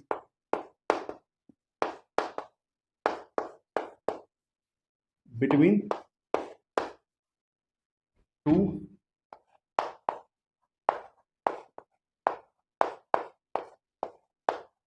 bonded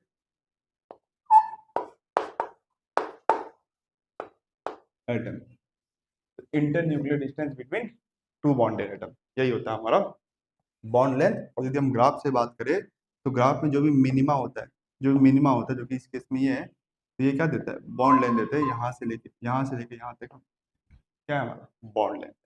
ठीक है, अभी हम इसमें क्या क्या करेंगे फ्रेंड? यहाँ पे हम बॉन्ड लेंथ को कंपेयर करेंगे। बॉन्ड लेंथ क्या होता है इसको हम पहले ही सीख चुके हैं कि नहीं? हमने बॉन्ड लेंथ को पहले डिफाइन कर दिया है। यहाँ पे हम क्या करेंगे? बॉन्ड लेंथ को कंपेयर करेंगे। ठीक है, कंपैरिजन,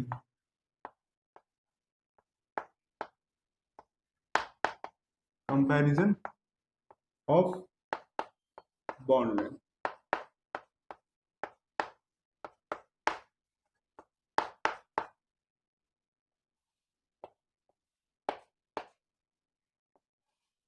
और इसमें भी फ्रेंड दो केस है। पहला केस तो है हमारा बेंथ बॉन्डेड एटम्स आर डिफरेंट।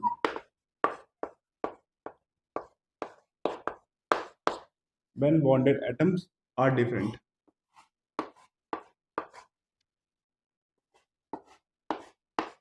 जी देखिए,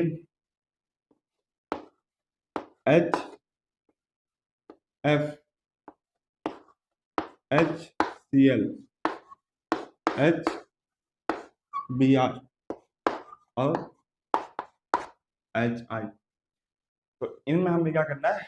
बॉन्ड लेंथ जो है वो कंपेयर करना है, किसका बॉन्ड बड़ा है और किसका बॉन्ड लेंथ जो है छोटा है।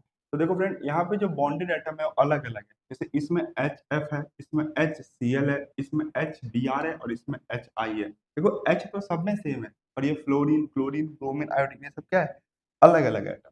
ठीक है ना? जब बॉन्डेड एटम डिफरेंट होता है तो उस केस में फ्रेंड जो हमारा बॉन्ड लेंथ होता है directly proportional to size of atoms.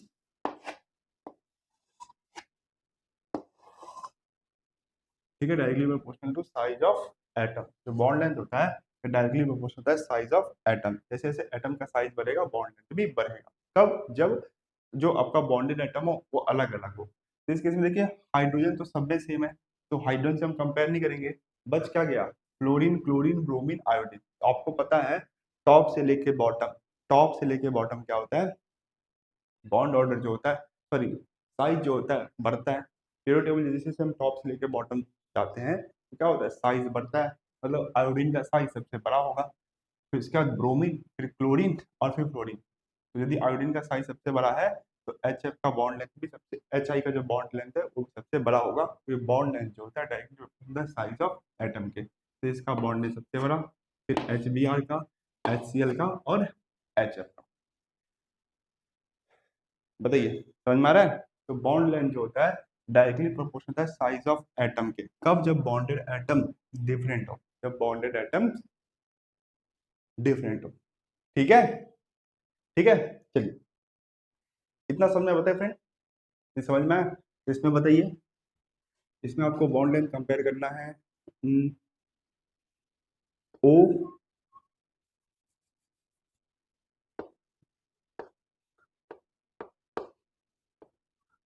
O F two और O C L two, O F two O C L two. और इसके बाद इसमें आपको क्या करना है, ऑक्सीजन और हेलोजन बॉन्ड लेंथ कंपेयर करना है। ओ एच बॉन्ड लेंथ आपको कंपेयर करना है। यहाँ पे देखिए ओ एफ टू और एस एफ टू। यहाँ पे आपको बताना है कि ऑक्सीजन फ्लोरीन बॉन्ड लेंथ बड़ा होगा या सल्फर फ्लोरीन बॉन्ड लेंथ जो होगा वो बड़ा होगा। ठीक है, तो आपको इसमें क्या क्या कंपेयर करना है, ऑक्सीजन फ्लोरीन और oxygen sulphur bond length compare करना है। ठीक है, और देखिए P F three, P B R three, P P C L three, P B R three और पी आई थ्री। ठीक है, इसमें आपको कंपेयर करना है फॉस्फोरस हेलोजन बॉन्ड लेंथ। लिख दे रहा हूँ, phosphorus halogen bond length compare कीजिए। और देखिए S O C L two और एस ओ एफ टू, तो इसमें आपको कंपेयर करना है सल्फर हेलोजन बॉन्ड लेंथ। ठीक है, चलिए तो देखिए यहाँ पे हमें किसमें कंपेयर करना है, ऑक्सीजन और हेलोजन बॉन्ड लेंथ। देखो दोनों में ऑक्सीजन सेम है ना, तो ऑक्सीजन सेम है, फ्लोरीन जो है अलग अलग है। यहाँ पे मतलब बॉन्डेड एटम जो है अलग अलग, दोनों में ऑक्सीजन तो सेम है पर बॉन्डेड एटम जो है अलग अलग है। जब बॉन्डेड एटम अलग अलग है तो बॉन्ड लेंथ डायरेक्टली प्रोपोर्शनल है साइज ऑफ एटम। जिस यदि एटम का साइज बड़ा होगा तो बॉन्ड लेंथ भी बड़ा होगा। दोनों में से कौन बड़ा है, फ्लोरीन बड़ा है, इसलिए इसका साइज भी ज्यादा होगा। ठीक है ना, फ्लोरीन से बड़ा होता है क्लोरीन, क्लोरीन के नीचे आता है क्लोरीन पीरियड टेबल में। आपको ट्रिक याद है ना, फर्स्ट क्लास बिरयानी आइटम, यही ट्रिक है ना हमारा, फर्स्ट क्लास बिरयानी। देखो यहाँ पे है ना, फर्स्ट क्लास बिरयानी आइटम, तो ये हमारा ट्रिक है। तो जो क्लोरीन है फ्लोरीन से बड़ा होता है, इसलिए ओ सी एल टू में जो ऑक्सीजन हेलोजन बॉन्ड है वो बड़ा होगा as compare to O F two. इसमें बताइए, तो हमें किसमें कंपेयर करना है, ऑक्सीजन फ्लोरीन और ऑक्सीजन सल्फर। तो देखो फ्लोरीन तो दोनों में सेम है, फ्लोरीन दोनों में सेम है, तो सल्फर और ऑक्सीजन में बताइए कौन बड़ा होता है, सल्फर बड़ा होता है। ऑक्सीजन से नीचे आता है सल्फर, यदि सल्फर का साइज बड़ा है तो सल्फर और फ्लोरीन बॉन्ड लेंथ भी बड़ा होगा। इसमें बताइए फ्रेंड, तो देखो बॉन्डेड आइटम डिफरेंट है, फॉस्फोरस तो सब में सेम है, और बॉन्डेड एटम डिफरेंट है, इसलिए जो बॉन्ड लेंथ होगा वो डायरेक्टली प्रोपोर्शनल होगा साइज ऑफ एटम के। यहाँ पे एटम का साइज सबसे बड़ा है, यहाँ पे एटम का बॉन्ड लेंथ भी जो होगा तो सबसे बड़ा होगा। ठीक है ना, इसमें बताइए, इसमें आपको सल्फर हेलोजन बॉन्ड लेंथ बताना है। देखो यहाँ पे ऑक्सीजन है, यहाँ पे ऑक्सीजन है, यहाँ पे सल्फर है, सल्फर है, ये तो दोनों में सेम है। ये क्लोरीन और फ्लोरीन जो है अलग अलग है, क्लोरीन और फ्लोरीन अलग अलग है, और बॉन्डेड एटम डिफरेंट है, तो बॉन्ड लेंथ होता है डायरेक्टली प्रोपोर्शनल होता है साइज ऑफ एटम के। तो इन दोनों में से किसका साइज बड़ा है, क्लोरीन का साइज बड़ा है, इसलिए क्लोरीन ये यहाँ पे सल्फर और क्लोरीन के बीच का बॉन्ड लेंथ भी क्या होगा, बड़ा होगा। समझ में आया। जब बॉन्डेड एटम अलग अलग हो, जब आपका बॉन्डेड एटम अलग अलग हो तो बॉन्ड लेंथ जो होता है वो डायरेक्टली प्रोपोर्शनल होता है साइज ऑफ एटम के। ठीक है, चलिए मिटा दो इसको।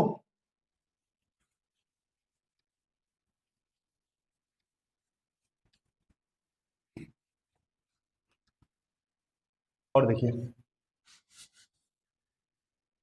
थोड़ा इसको और एक्सप्लेन करता हूँ। तो देखो यहाँ पे क्या है, हाइड्रोजन जो है वो फ्लोरीन के साथ बॉन्ड बना रहा है। ये बॉन्ड किसके इसके बीच में, ये वाला बॉन्ड जो है वो H और F के बीच में।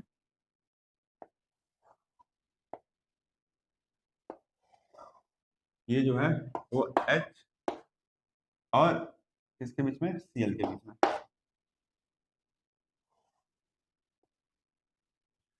और देखिए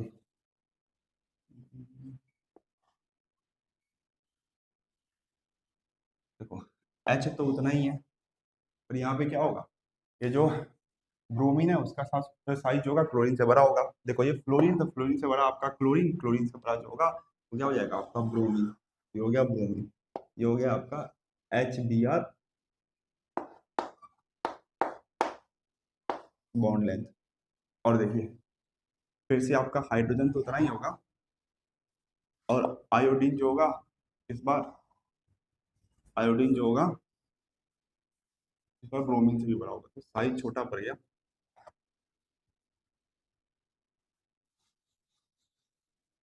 इसको आधा ही बनाना, ठीक है, साइज छोटा पड़ गया ना।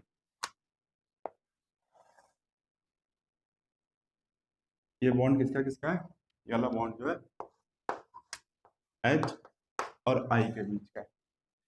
ठीक है, देखिए यहाँ पे मैंने बॉन्ड बनाया है HF, HCl, HBr और HI। यदि मैं फ्रेंड यहाँ पे आपको एसिडिक स्ट्रेंथ का ऑर्डर पूछूं तो क्या हो जाएगा। देखो एसिडिक स्ट्रेंथ का मतलब क्या होता है, इस बॉन्ड को तोड़ के H प्लस रिलीज करना, इस बॉन्ड को तोड़ के H प्लस रिलीज करना, इस बॉन्ड को तोड़ के H प्लस रिलीज करना, और इस बॉन्ड को तोड़ के H प्लस रिलीज करना। तो वो अच्छा एसिड होगा, ध्यान से सुनना, वो अच्छा एसिड होगा जो आसानी से H प्लस रिलीज कर दे। इन सब से कौन आसानी से H प्लस रिलीज कर देगा, तो ये क्यों फ्रेंड। देखो यहाँ पे क्या है, इतना तो आपको पता है ना कि जो HI बॉन्ड है वो सबसे बड़ा बॉन्ड है, और HF बॉन्ड जो है सबसे छोटा बॉन्ड है। आप बताइए आपके पास दो लकड़ी है, एक बड़ा लकड़ी है और एक काफी छोटा लकड़ी है, कौन सी लकड़ी को तोड़ना आसान रहेगा। बड़ी लकड़ी को तोड़ना आसान होता है छोटी लकड़ी को, बड़ी लकड़ी को तोड़ना आसान होता है। यहाँ पे जो है बड़ा बॉन्ड है उसको तोड़ना आसान होगा एज कम्पेयर टू यह छोटा वाला बॉन्ड। इस बॉन्ड को तोड़ना आसान है और इससे H प्लस निकालना आसान है, ठीक है ना। तो जो आपका बॉन्ड एनर्जी होता है फ्रेंड, ये इनवर्सली प्रोपोर्शनल होता है बॉन्ड लेंथ के। और जो आसान, जितना आसानी से जो बॉन्ड टूट जाएगा वो उतना आसानी से H प्लस रिलीज कर देगा। तो ये जो होगा, इसका एसिडिक स्ट्रेंथ सबसे ज्यादा और इसका एसिडिक स्ट्रेंथ सबसे कम। समझ में आ रहा है। हम्म।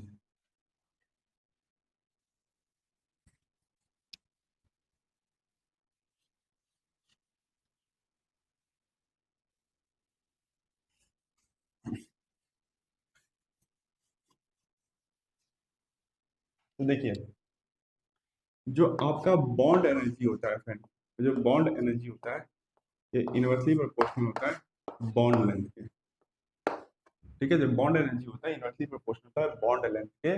और जो आपका एसिडिक स्ट्रेंथ है, जो आपका एसिडिक स्ट्रेंथ है ये इनवर्सली प्रोपोर्शनल होता है बॉन्ड एनर्जी। या आप ऐसे ही बोल सकते हैं जो आपका एसिडिक स्ट्रेंथ होता है वो डायरेक्टली प्रोपोर्शनल होता है बॉन्ड एनर्जी। ठीक है, तो याद रखना, याद रखिए। यदि बॉन्ड बड़ा है तो उस बॉन्ड को तोड़ के H प्लस निकालना आसान होगा, तो सबसे बड़ा बॉन्ड है इसको तोड़ के H प्लस निकालना सबसे आसान होगा, इसलिए इसका एसिडिक स्ट्रेंथ सबसे ज्यादा और इसका एसिडिक स्ट्रेंथ सबसे कम। तो ना ये याद रखना, तो जो आपका एसिडिक स्ट्रेंथ होता है, एसिडिक स्ट्रेंथ होता है वो डायरेक्टली प्रोपोर्शनल होता है बॉन्ड लेंथ के। ठीक है, जितना बड़ा बॉन्ड उतना ज़्यादा एसिडिक स्ट्रेंथ, और जितना छोटा बॉन्ड उतना ही कम एसिडिक स्ट्रेंथ। वैसे ये भी याद रखना, ये किसके लिए है, जब बॉन्डेड एटम अलग अलग हो, जब बॉन्डेड एटम अलग अलग।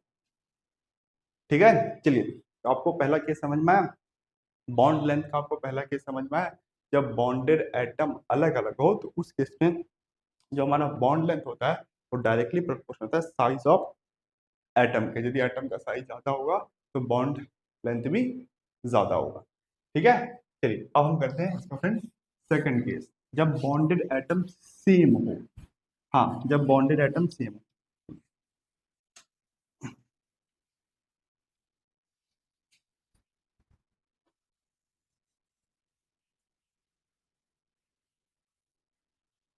देखिए इसका सेकंड केस,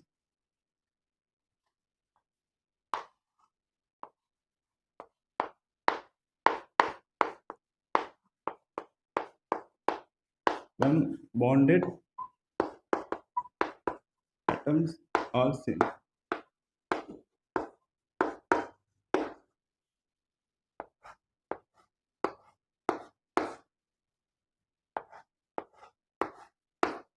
जैसे देखिए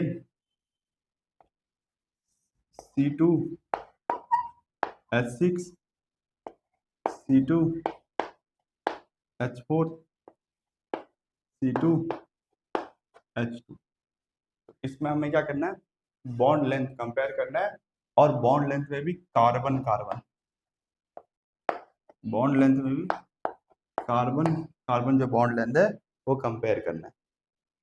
ठीक है, तो देखो यहाँ पे जो बॉन्डेड एटम है सेम है, इसमें भी हमें carbon carbon bond length compare करना है, इसमें भी यहाँ पे बॉन्डेड एटम क्या है, सेम है, तीनों में हमें कार्बन कार्बन बॉन्ड लेंथ जो है कंपेयर करना है। तो कैसे करेंगे, याद रखना फ्रेंड, जब बॉन्डेड एटम सेम हो तो उस केस में जो बॉन्ड लेंथ होता है, ध्यान सुनना, उस केस में जो बॉन्ड लेंथ होता है ये इनवर्सली प्रोपोर्शनल होता है बॉन्ड ऑर्डर के। हाँ, जो आपका बॉन्ड लेंथ होता है ये इनवर्सली प्रोपोर्शनल होता है बॉन्ड ऑर्डर के। जैसे इस केस में यदि हम बॉन्ड ऑर्डर निकालें तो पहले इसका स्ट्रक्चर बना लेते हैं। तो देखिए CH3 CH3, इसका देखिए CH2 CH2 CH। ठीक है, तो हमें क्या करना है, इसमें हमें बॉन्ड लेंथ कंपेयर करना है। तो देखो सबसे ज्यादा बॉन्ड ऑर्डर किसका है, इसका है। यहाँ पे कार्बन कार्बन के बीच में 3 बॉन्ड है, यहाँ पे कार्बन कार्बन के बीच में 2 बॉन्ड है, और यहाँ पे कार्बन कार्बन के बीच में 1 बॉन्ड है। और क्योंकि बॉन्ड लेंथ जो होता है इनवर्सली प्रोपोर्शनल होता है बॉन्ड ऑर्डर के, तो बॉन्ड लेंथ होता है इनवर्सली प्रोपोर्शनल होता है बॉन्ड ऑर्डर के, तो जिसका बॉन्ड ऑर्डर सबसे ज्यादा उसका बॉन्ड लेंथ सबसे कम। तो पहले बॉन्ड ऑर्डर का ऑर्डर लिखते हैं। यदि मैं बॉन्ड ऑर्डर में भी कार्बन कार्बन के बीच में बॉन्ड निकालू तो C2H2 C2H4 और C2H6, ये हो गया हमारा बॉन्ड ऑर्डर, कार्बन कार्बन के बीच में बॉन्ड ऑर्डर का ऑर्डर। तो जो बॉन्ड लेंथ होगा, कार्बन और कार्बन के बॉन्ड लेंथ का जो ऑर्डर होगा, उसमें देखिए जो आपका बॉन्ड लेंथ होता है इनवर्सली प्रोपोर्शनल होता है बॉन्ड ऑर्डर के, ये होगा ऑर्डर, इसका जस्ट उल्टा।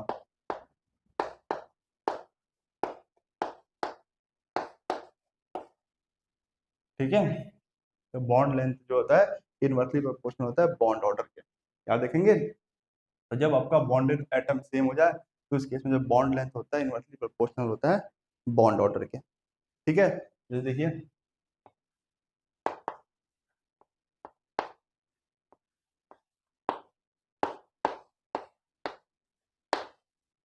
इसमें आपको कंपेयर करना है बॉन्ड लेंथ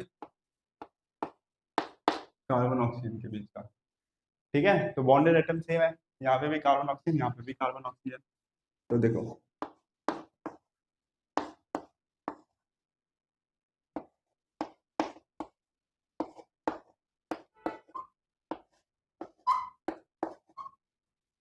तो हमें क्या करना है, कार्बन ऑक्सीजन के बीच में बॉन्ड लेंथ का ऑर्डर बताना था। बॉन्डेड एटम सेम है, ये तो हमारा सेकंड वाला टाइप है। जब बॉन्डेड एटम सेम हो तो उस केस में जो हमारा बॉन्ड लेंथ होता है इनवर्सली प्रोपोर्शनल होता है बॉन्ड ऑर्डर के। तो यहाँ पे तो देखो बॉन्ड ऑर्डर 2 होगा, साफ साफ दिख रहा है कार्बन ऑक्सीजन के बीच में 2 बॉन्ड है, यहाँ पे बॉन्ड ऑर्डर 2 होगा। और यहाँ पे निकालते हैं, यहाँ पे बॉन्ड ऑर्डर निकालेंगे। सबसे पहले कार्बन ऑक्सीजन के बीच में मुझे एक बॉन्ड तो दिख ही रहा है, और एक पाई बॉन्ड जो है वो 3 जगह पे बट रहा है, 1 2 3। एक पाई बॉन्ड जो है 3 जगह पे बट रहा है, 1 2 3, तो 1/3, तो कितना निकल के आएगा 1.33।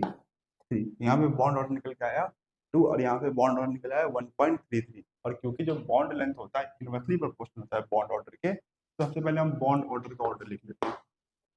बॉन्ड ऑर्डर कार्बन ऑक्सीजन के बीच में पहले हम ऑर्डर लिख लेते हैं, तो इसका ज्यादा है, CO2 में जो बॉन्ड ऑर्डर है वो ज्यादा है CO3 2- से। और बॉन्ड लेंथ जो होता है इनवर्सली प्रोपोर्शनल होता है बॉन्ड ऑर्डर के। तो जो बॉन्ड लेंथ ऑर्डर आएगा इसमें CO2 कम होगा और CO3 2 माइनस का ज्यादा होगा। ठीक है, समझ में आ रहा है? याद रखना जब बॉन्डेड एटम अलग अलग हो, जब बॉन्डेड एटम अलग अलग हो तो हम बॉन्ड लेंथ किससे निकालते हैं? जो आपका बॉन्ड लेंथ होता है इनवर्सली प्रोपोर्शनल होता है बॉन्ड ऑर्डर के। ठीक है, चलिए मिटा दो इसको, वीडियो पॉज करके लिख लीजिए।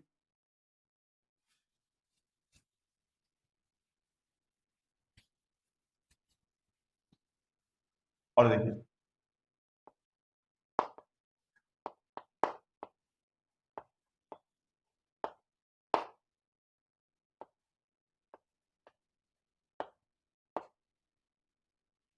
ठीक है, SO4 2 माइनस और SO3 2 माइनस में हमें बॉन्ड लेंथ कंपेयर करना है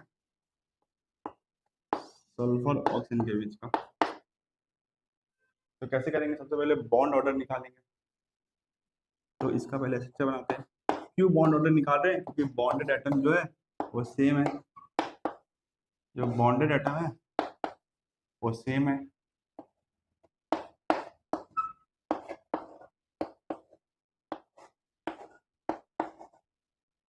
तो सबसे पहले बॉन्ड ऑर्डर निकालते हैं। तो कैसे निकालेंगे बॉन्ड ऑर्डर? सल्फर ऑक्सीजन के बीच में मिनिमम एक बॉन्ड तो है ही, सल्फर ऑक्सीजन के बीच में मिनिमम एक बॉन्ड है और ये दो बॉन्ड कितनी जगह पे बट रहा है? चार जगह पे। तो 2/4 तो 1.5। तो यहाँ पे बॉन्ड ऑर्डर कितना है सल्फर ऑक्सीजन के बीच का? 1.5। यहाँ पे निकालते हैं। तो बॉन्ड ऑर्डर सल्फर ऑक्सीजन के बीच में मिनिमम एक बॉन्ड तो है ही और एक बॉन्ड जो है तीन जगह पे बट रहा है। तो 1.33। यहाँ पे सल्फर ऑक्सीजन बॉन्ड ऑर्डर कितना है? 1.33 और यहाँ पे 1.5। यदि हम बॉन्ड ऑर्डर का ऑर्डर लिखे तो इसका बॉन्ड ऑर्डर SO4 2 माइनस, जो सल्फर ऑक्सीजन बॉन्ड ऑर्डर होगा ज्यादा होगा SO3 2 माइनस से। ठीक है, ये किसका ऑर्डर है? बॉन्ड ऑर्डर का ऑर्डर है। अब बॉन्ड लेंथ जो होता है इनवर्सली प्रोपोर्शनल होता है बॉन्ड ऑर्डर के। तो जो बॉन्ड ऑर्डर का ऑर्डर है उसका उल्टा हो जाएगा बॉन्ड लेंथ का ऑर्डर। ये हो जाएगा आपका बॉन्ड लेंथ, सल्फर ऑक्सीजन के बीच के बॉन्ड लेंथ का ऑर्डर। ठीक है, ठीक है ना? चलिए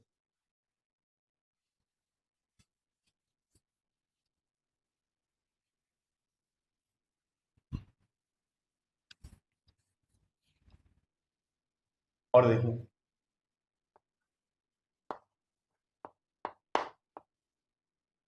SOCl2 और SOF2, यहाँ पे आपको बॉन्ड लेंथ कंपेयर करना है किसके किसके बीच का? Sulphur oxygen. तो सल्फर ऑक्सीजन के बीच में हमें क्या करना है? बॉन्ड लेंथ कंपेयर करना है। यहाँ पे बॉन्डेड एटम सेम है, देखो सल्फर ऑक्सीजन। तो जब बॉन्डेड एटम सेम हो तो उस केस में जो हमारा बॉन्ड लेंथ होता है ये इनवर्सली प्रोपोर्शनल होता है बॉन्ड ऑर्डर के। तो बॉन्ड ऑर्डर निकाल के चेक कर लेते हैं। तो सबसे पहले हम इसका निकालेंगे, फिर इसके बाद इसका निकालेंगे।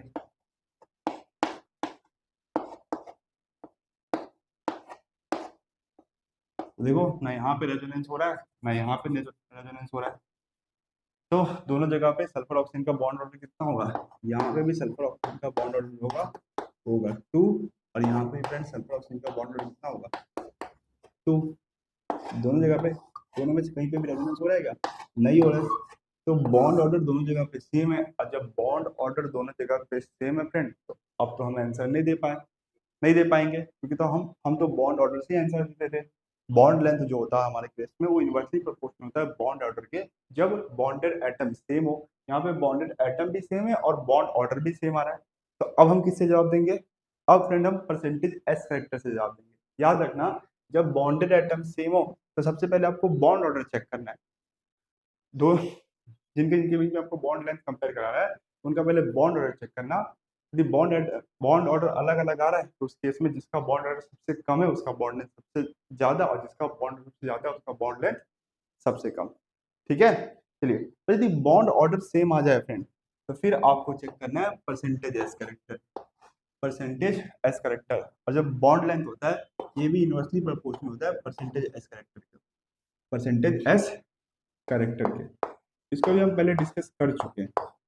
तो जो आपका बॉन्ड लेंथ होता है ये परसेंटेज एस कैरेक्टर की इनवर्सली प्रोपोर्शनल होता है।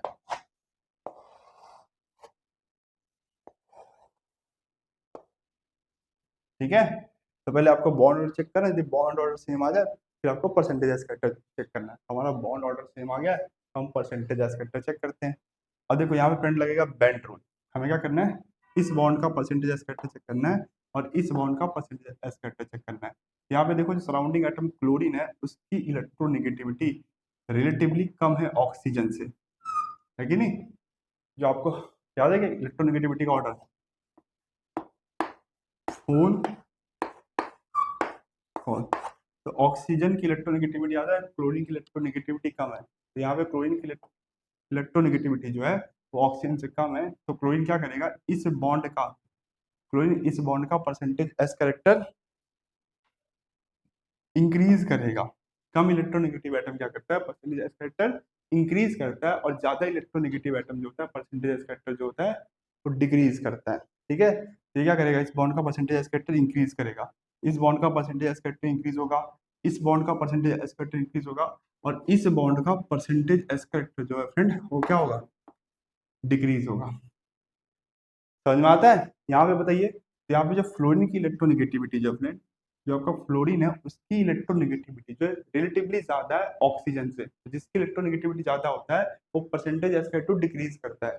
तो इस बॉन्ड का परसेंटेज एस कैरेक्टर डिक्रीज होगा, इस बॉन्ड का परसेंटेज एस कैरेक्टर भी डिक्रीज होगा, और इस बॉन्ड का जो परसेंटेज एस कैरेक्टर होगा वो क्या होगा, इंक्रीज होगा। इस बॉन्ड का परसेंटेज एस कैरेक्टर इंक्रीज होगा। तो यदि हम परसेंटेज एस कैरेक्टर का ऑर्डर लिखे तो परसेंटेज एस कैरेक्टर में इसमें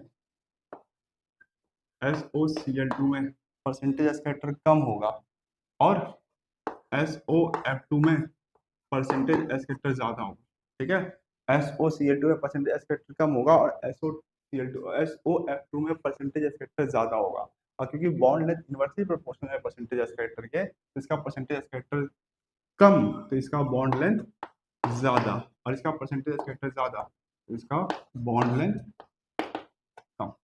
ठीक है, तो याद रखना जब बॉन्डेड एटम अलग अलग हो तो सबसे पहले तो हमें बॉन्ड ऑर्डर से चेक करना है। सबसे पहले तो हमें बॉन्ड ऑर्डर चेक करना है, यदि बॉन्ड ऑर्डर सेम आ जाए, यदि बॉन्ड ऑर्डर सेम आ जाए तो फिर हमें परसेंटेज फैक्टर लगाना है। ठीक है, यहाँ पे शायद मैंने एक्सप्लेन नहीं किया कि बॉन्ड ऑर्डर जो होता है इनवर्सली प्रोपोर्शनल क्यों होता है बॉन्ड ऑर्डर का। ठीक है, देखो ऐसा क्यों होता है फ्रेंड, जैसे जैसे बॉन्ड ऑर्डर बढ़ेगा, जैसे यहाँ पे देखिए, यहाँ पे कार्बन कार्बन के बीच में 3 बॉन्ड है तो बॉन्ड ऑर्डर 3 है, और यहाँ पे कार्बन कार्बन के बीच में 1 बॉन्ड है तो बॉन्ड ऑर्डर 1 है। जैसे जैसे बॉन्ड का नंबर बढ़ता है फ्रेंड, बॉन्ड ऑर्डर बढ़ता है। और बॉन्ड किसको रिप्रेजेंट करता है, हमने केमिकल बॉन्डिंग के पहले लेक्चर में पढ़ा था, बॉन्ड का मतलब होता है फोर्स ऑफ अट्रैक्शन। मतलब दो एटम के बीच में यदि बॉन्ड का नंबर बढ़ते जाएगा, इसका मतलब है दो एटम के बीच में फोर्स ऑफ अट्रैक्शन बढ़ता जाएगा। दो एटम के बीच में फोर्स ऑफ अट्रैक्शन बढ़ता जाएगा तो दो एटम एक दूसरे के और पास आते चले जाएंगे, और उनके बीच का जो बॉन्ड लेंथ है वो डिक्रीज होते जाएगा। ठीक है, तो इनके बीच में अट्रैक्शन ज्यादा हो जाएगा तो और एक दूसरे के पास आएंगे, तो इनके बीच का जो बॉन्ड लेंथ है वो क्या होगा, डिक्रीज होते जाएगा। तो इसका बॉन्ड लेंथ ज्यादा क्योंकि इनके बीच में फोर्स ऑफ अट्रैक्शन कम है, और यहाँ पे फोर्स ऑफ अट्रैक्शन ज्यादा है, 3 बॉन्ड है, तो और एक दूसरे के पास आते चले जाएंगे, और यहाँ पे क्या होगा, बॉन्ड लेंथ जो होगा डिक्रीज होगा। ठीक है, और परसेंटेज एस फैक्टर वाला तो मैंने एक्सप्लेन किया था, जैसे परसेंटेज एस फैक्टर इंक्रीज होता है इलेक्ट्रोनेगेटिविटी क्या होता है, इंक्रीज होता है। तो पहले जो यहाँ पे और यहाँ पे इलेक्ट्रॉन, दो इलेक्ट्रॉन लोग की ओवरलैपिंग से बीच में यदि बॉन्ड बन रहा है तो अब दोनों की इलेक्ट्रोनेगेटिविटी बढ़ रही है, तो अब क्या करेंगे, दोनों इलेक्ट्रॉन क्लाउड जो है अपनी तरफ खींचेंगे, तो बॉन्ड लेंथ क्या होगा, डिक्रीज होगा। जैसे समझ लीजिए, कहाँ पे यहाँ पे एक्सप्लेन कर दूं, जैसे ए और बी, इनके बीच में इलेक्ट्रॉन के क्लाउड के ओवरलैपिंग से बना है बॉन्ड। ठीक है, यहाँ पे देखिए, तो ये हो गया आपका बॉन्ड लेंथ।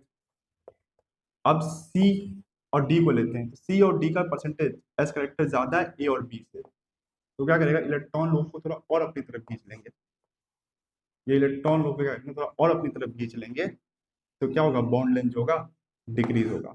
यहाँ पे सी का परसेंटेज एज फैक्टर यदि इंक्रीज हो जाए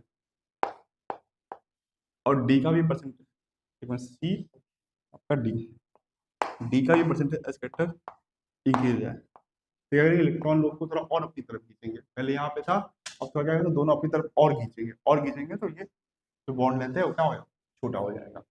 ठीक है, तो याद रखना फ्रेंड, जब भी आपको बॉन्ड लेंथ कंपेयर करना हो, सेम टाइप का बॉन्ड लेंथ कंपेयर करना हो, तो आप क्या करेंगे, सबसे पहले तो आप चेक करेंगे कौन सा केस है, जो बॉन्डेड एटम है वो अलग अलग है कि सेम है।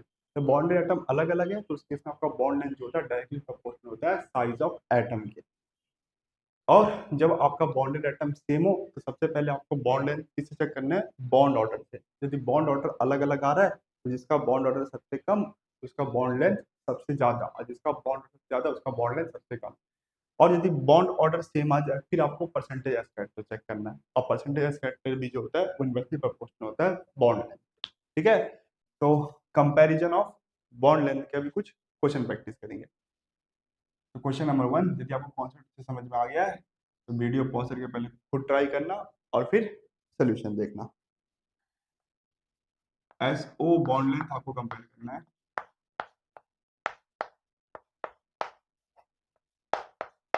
S O bond length in SO Cl2 and SO2 Cl2। ठीक है, चलिए question number 1। Question number 2, SO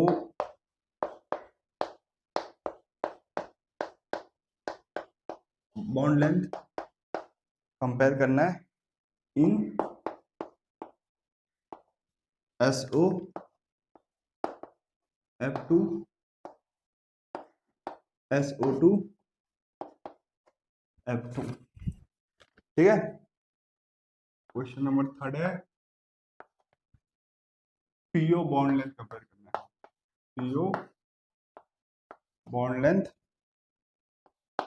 इन PO F3 PO Cl3 और PO Pr3। और क्वेश्चन नंबर जो 4 है वो है PF बॉन्ड लेंथ कंपेयर करना है इन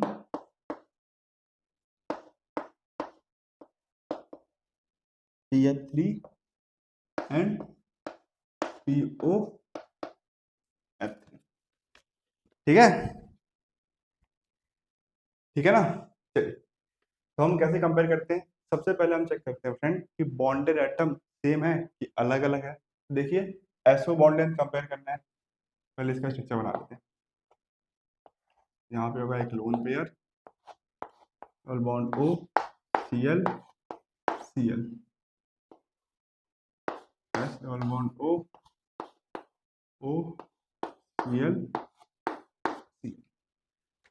तो सबसे पहले हम चेक चेक करते हैं फ्रेंड कि बॉन्डेड एटम सेम है कि अलग अलग है। दोनों जगह देखो बॉन्डेड एटम सेम है, यहाँ पे भी सल्फर ऑक्सीजन है और यहाँ पे भी सल्फर ऑक्सीजन है। जब आपका बॉन्डेड एटम सेम है तो फिर हम क्या चेक करते हैं, बॉन्ड ऑर्डर। यदि बॉन्ड ऑर्डर अलग अलग होगा तो बॉन्ड लेंथ भी अलग अलग होगा। तो दोनों केस में जो बॉन्ड ऑर्डर है फ्रेंड, दोनों केस में जो बॉन्ड ऑर्डर है वो कितना है, 2 है। यहाँ पे भी बॉन्ड ऑर्डर जो है 2 है, कोई भी रेजोनेंस नहीं हो रहा है। और यहाँ पे भी जो बॉन्ड ऑर्डर है वो भी 2 है, कोई भी रेजोनेंस नहीं हो रहा है। और यदि हम बॉन्ड ऑर्डर से आंसर नहीं निकाल पाते हैं फिर हम परसेंटेज एस कैरेक्टर चेक करते हैं। ठीक है, चलिए बताइए, याद है ये वाला क्वेश्चन हमने किसमें किया था, बेंट रूल में किया था। तो कैसे इसका परसेंटेज एस कैरेक्टर निकालेंगे, तो जब सराउंडिंग एटम की इलेक्ट्रोनेगेटिविटी कम होती है तो क्या करता है, उस बॉन्ड के परसेंटेज एस कैरेक्टर को बढ़ा देता है। और यदि सराउंडिंग एटम की इलेक्ट्रोनेगेटिविटी ज्यादा तो परसेंटेज कैरेक्टर क्या करता है, परसेंटेज कैरेक्टर को डिक्रीज करता है। हाँ, और एक चीज और पढ़ा था हमने कि जो लोन पेयर होता है फ्रेंड, लोन पेयर होता है उसका परसेंटेज सबसे ज्यादा होता है, और फिर डबल बॉन्ड का और फिर सिंगल बॉन्ड का। तो मानते हैं यहाँ पे पूरा परसेंटेज कैरेक्टर जो है 100%, ठीक है, सारे ऑर्बिटल का परसेंटेज कैरेक्टर मिला के 100% है, तो इसका जो परसेंटेज कैरेक्टर होगा फ्रेंड वो मानते हैं 40%, ठीक है, 40% है। और हमें ये भी पता है कि डबल बॉन्ड का जो परसेंटेज कैरेक्टर होता है वो लोन पेयर से कम होता है, इसका मान लेते हैं 30% है, ठीक है। तो 40 इसका हो गया, 30 इसका हो गया, और ये दोनों देखो आइडेंटिकल पोजीशन है, या आप ऐसे बोल सकते हैं कि इक्विवेलेंट ऑर्बिटल है, तो इक्विवेलेंट ऑर्बिटल है तो 15% परसेंटेज फैक्टर इसका होगा और 15% इसका होगा। बताइए समझ में आया? और देखिए सल्फर और क्लोरीन के बीच में जो बॉन्ड उसका परसेंटेज फैक्टर कितना है, 15 है, तो यहाँ पे भी सल्फर और क्लोरीन के बीच में जो बॉन्ड होगा उसका परसेंटेज फैक्टर 15 इसका होगा और 15 इसका होगा, ठीक है। तो 15% इसका हो गया, 15% इसका हो गया, पूरा कितना होता है 100, 100 में 30 चले गया तो बचा कितना 70, और 70 में देखो ये दोनों आइडेंटिकल है, तो 35% इसका होगा परसेंटेज फैक्टर और 35% जो होगा इसका होगा। बताइए समझ में आ रहा है? तो याद रखना है जो लोन पेयर होता है उसका परसेंटेज फैक्टर ज्यादा होता है, फिर डबल बॉन्ड का, सिंगल बॉन्ड, उसके बाद फिर सिंगल बॉन्ड का, ठीक है। और ये जो डाटा है फ्रेंड ये फिक्स नहीं है, ये तो मैंने ऐसे ही आपको एक्सप्लेन करने के लिए समझाया। कुछ टीचर इसको एक्स मान के सॉल्व करते हैं, तो मैंने सीधा परसेंटेज मान के सॉल्व किया है ताकि और भी अच्छे तरीके से आप समझें। तो देखिए सल्फर ऑक्सीजन के बीच में परसेंटेज फैक्टर कहाँ पे ज्यादा है, एक सल्फर और एक ऑक्सीजन को देखना है, जैसे आप बोलेंगे सर यहाँ पे ज्यादा है क्योंकि 35% इसका 35% इसका है, नहीं, एक सल्फर और एक ऑक्सीजन को देखना है इसी का ज्यादा, तो एक सल्फर एक ऑक्सीजन को देखना है, 35 काउंट नहीं करना है, सिर्फ 35। तो एक सल्फर एक ऑक्सीजन के बीच में कितना परसेंटेज फैक्टर 35, और यहाँ पे एक सल्फर एक ऑक्सीजन के बीच में कितना है 30, तो परसेंटेज एस फैक्टर है फ्रेंड, और किसका ज्यादा है, इसका ज्यादा है, SO2 Cl2 का परसेंटेज एस फैक्टर ज्यादा है SO Cl2 से। और जो आपका बॉन्ड लेंथ होता है इनवर्सली प्रोपोर्शनल का परसेंटेज फैक्टर के, तो बॉन्ड लेंथ इसका ज्यादा हो जाएगा SO2 Cl2, और SO Cl2 का जो बॉन्ड लेंथ है वो ज्यादा हो जाएगा।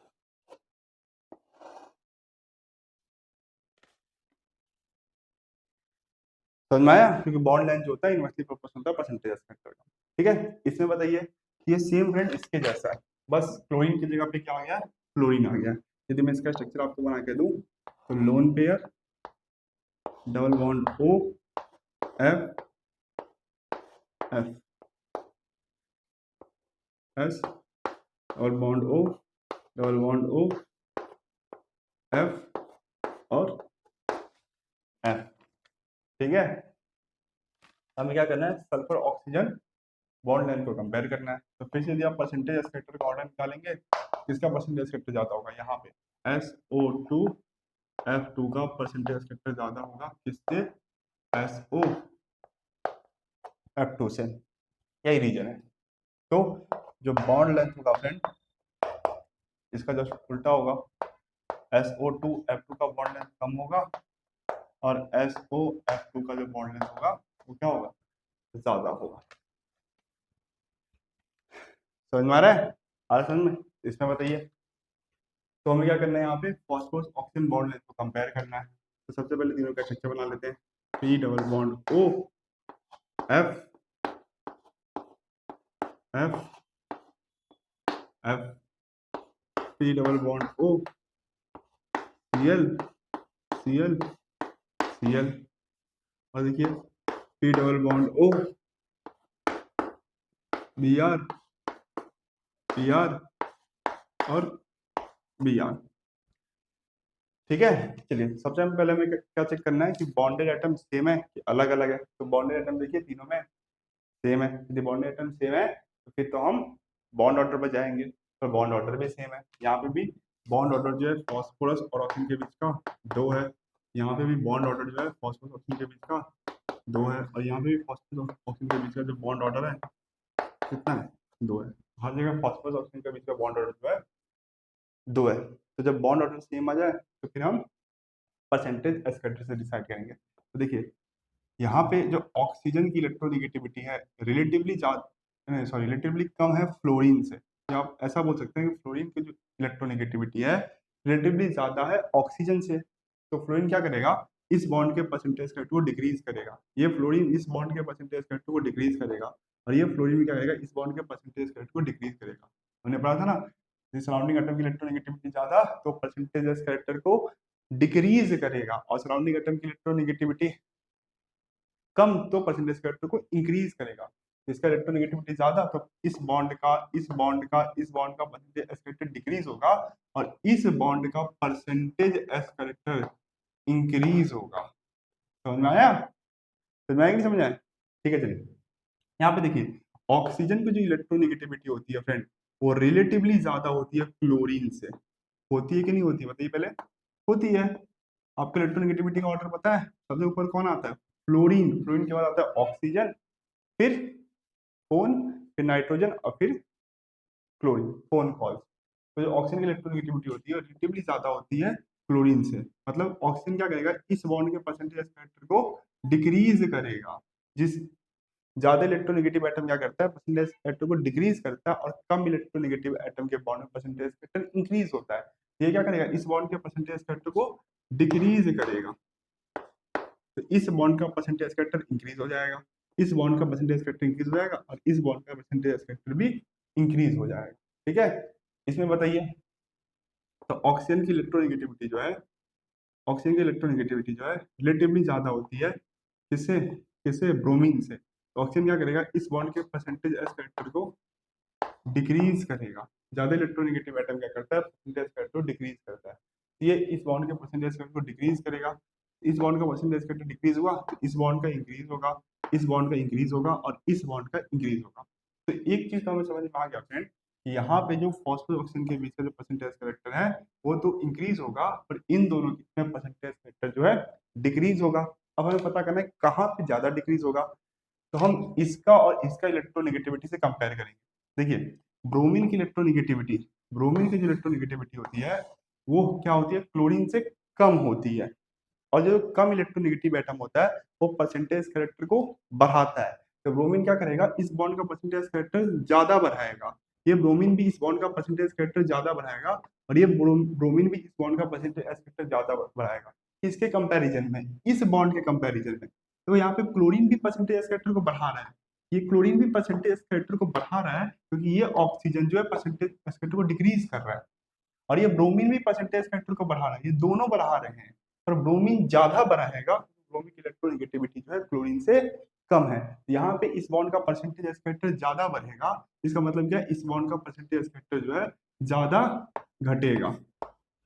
ठीक है, और यहाँ पे भी घटेगा पर इससे कम।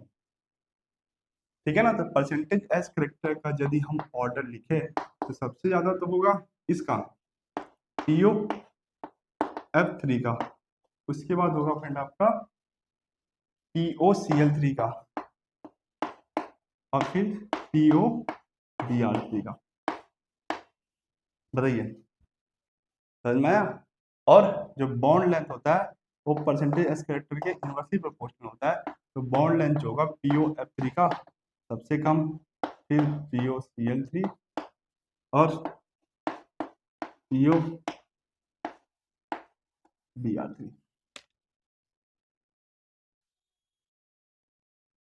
अरे समझ में, अरे समझ में, चलिए इसमें बताइए। तो सबसे पहले क्या करते हैं, दोनों का स्ट्रक्चर बना लेते हैं। तो जब हम इसका स्ट्रक्चर बनाएंगे, F F F, और यहाँ पे देखिए C double bond O F F और F। तो बताइए कैसे करेंगे। आपको पता है फ्रेंड, लोन पेयर का जो परसेंटेज फैक्टर होता है वो ज्यादा होता है डबल बॉन्ड से, और डबल बॉन्ड का ज्यादा होता है सिंगल बॉन्ड से। तो मानते हैं यहाँ पे सारे ऑर्बिटल का परसेंटेज फैक्टर 100% है, तो लोन पेयर का मान लेते हैं, कितना मान लें, 60% मान लेते हैं। ठीक है, लोन पेयर का 60%। अब देखो 100 में से 60 चल गया तो इस बॉन्ड में कितना बचेगा, 3 आइडेंटिकल बॉन्ड है, तो 40% को 3 इक्वल बांटों में बांट देंगे, तो 40/3, 40/3 और 40/3 समझा रहा है। 33.99 33.99 33.99 यहाँ पे बताइए। तो यहाँ पे डबल बॉन्ड का परसेंटेज कैरेक्टर होता है, क्या होता है, थोड़ा सा कम होता है लोन पेयर से, है कि नहीं। डबल बॉन्ड का परसेंटेज कैरेक्टर थोड़ा सा कम होता है लोन पेयर से। तो मानते हैं यहाँ पे डबल बॉन्ड का परसेंटेज कैरेक्टर कितना है, 40% है, ठीक है। अब 60 में से भी 40 ये ले लिया तो सॉरी 100 में से 40 ये ले लिया तो बचा कितना, 60। तो 60 को 3 इक्वल पार्टों में बांटना है। तो 20%, 20%, 20%, ठीक है, समझ में आ रहा है। तो फिर से बता दो फ्रेंड, ये जो डाटा है मैं ले रहा हूँ तो कोई फिक्स डाटा नहीं है, ये एक्सपेरिमेंटल डिटरमाइंड डाटा नहीं है, बस मैं आपको एक्सप्लेन करने के लिए ऐसे परसेंटेज ले रहा हूँ। कुछ टीचर इसको एक्स मान के सॉल्व करते हैं, पर मैं परसेंटेज मान के सॉल्व कर रहा हूँ ताकि आपको और भी अच्छे तरीके से समझे। बस आपको यही करना है फ्रेंड कि जो लोन पेयर का परसेंटेज है वो किससे, डबल बॉन्ड से ज्यादा रखना है, और डबल बॉन्ड का परसेंटेज कैरेक्टर जो है वो सिंगल बॉन्ड से ज्यादा रखना है। बाकी आप अपने हिसाब से कुछ भी मान सकते हैं, ठीक है।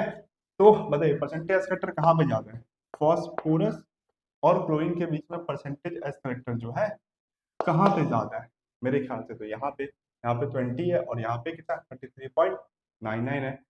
तो पी ओ एफ थ्री में परसेंटेज फैक्टर ज्यादा है और पी एफ थ्री में कम है। ये किसका ऑर्डर हुआ, परसेंटेज एस फैक्टर का। तो बॉन्ड लेंथ का इसका जस्ट उल्टा हो जाएगा। तो पी ओ एफ थ्री और का कम और पी एफ थ्री का ज्यादा।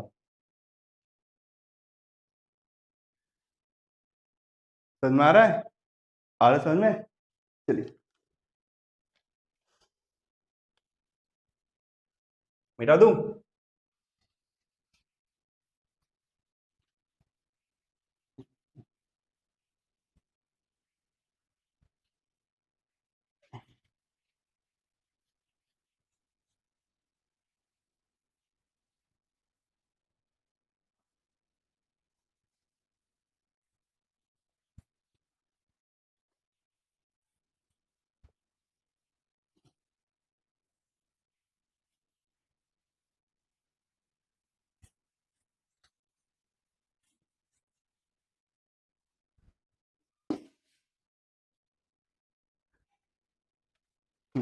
क्वेश्चन नंबर 4 तक हो गया।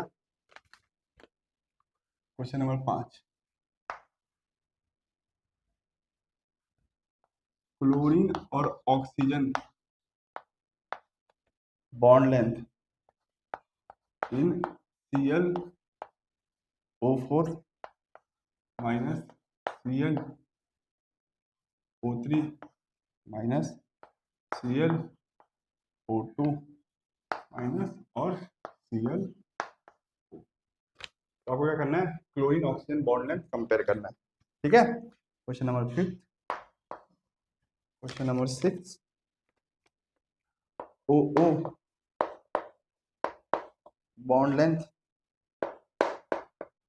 इन O3 O2 and H2O2।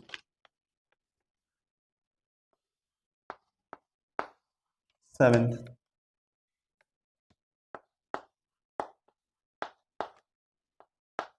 NO bond length in NO3 minus NO2 minus NO2 plus.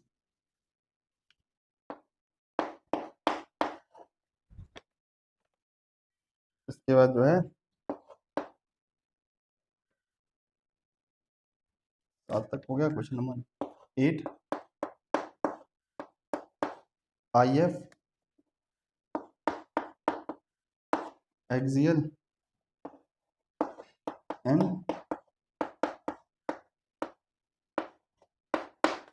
IF equatorial इन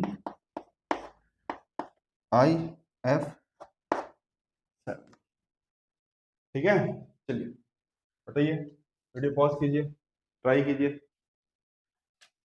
तो चलिए अभी तक आपने वीडियो पॉज करके ट्राई कर लिया होगा। जितने भी मॉलिक्यूल्स है सबके पहले स्ट्रक्चर बना लेते हैं।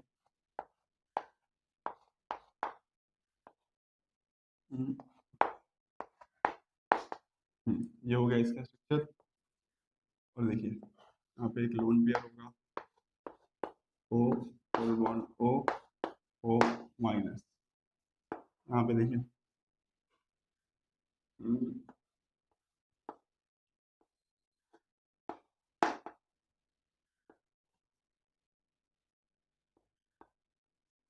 3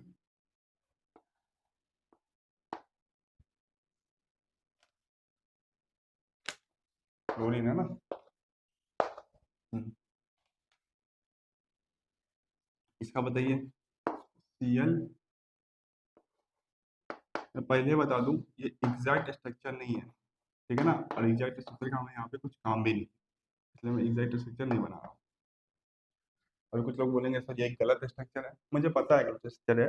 इसका जो स्ट्रक्चर होगा कैसा होगा, वी शेप होगा, एंगुलर या बेंड होगा, पर हमें एग्जैक्ट स्ट्रक्चर का यहाँ पे काम है नहीं, इसलिए मैंने बनाया भी नहीं। हमें तो क्या करना है, बॉन्ड लेंथ को कंपेयर करना है क्लोरीन ऑक्सीजन के बीच का। चलिए बताइए। देखिए बॉन्डेड एटम सेम है, यहाँ पे भी क्लोरीन ऑक्सीजन, यहाँ पे भी क्लोरीन ऑक्सीजन, यहाँ पे भी क्लोरीन ऑक्सीजन और यहाँ पे भी क्लोरीन ऑक्सीजन। जब बॉन्डेड एटम सेम होता है तो हम इसे जवाब देते हैं बॉन्ड ऑर्डर से। तो एक बार बॉन्ड ऑर्डर कैलकुलेट कर लेते हैं। कैसे कैलकुलेट करेंगे, देखिए यहाँ पे क्लोरीन ऑक्सीजन के बीच में मिनिमम बॉन्ड कितना है, एक है, और 1 2 3 तीन बॉन्ड जो है कितनी जगह पे बट रहा है, 4 जगह पे, 1 2 3 4। यहाँ पे बॉन्ड ऑर्डर जाएगा फ्रेंड, आएगा 1.75। यहाँ पे बताइए तो क्लोरीन ऑक्सीजन के बीच में मिनिमम बॉन्ड जो है 1 है, और दो पाई बॉन्ड, एक दो, दो पाई बॉन्ड कितनी जगह पे बट रहा है, 3 जगह पे, 1 2 3, तो 1.66।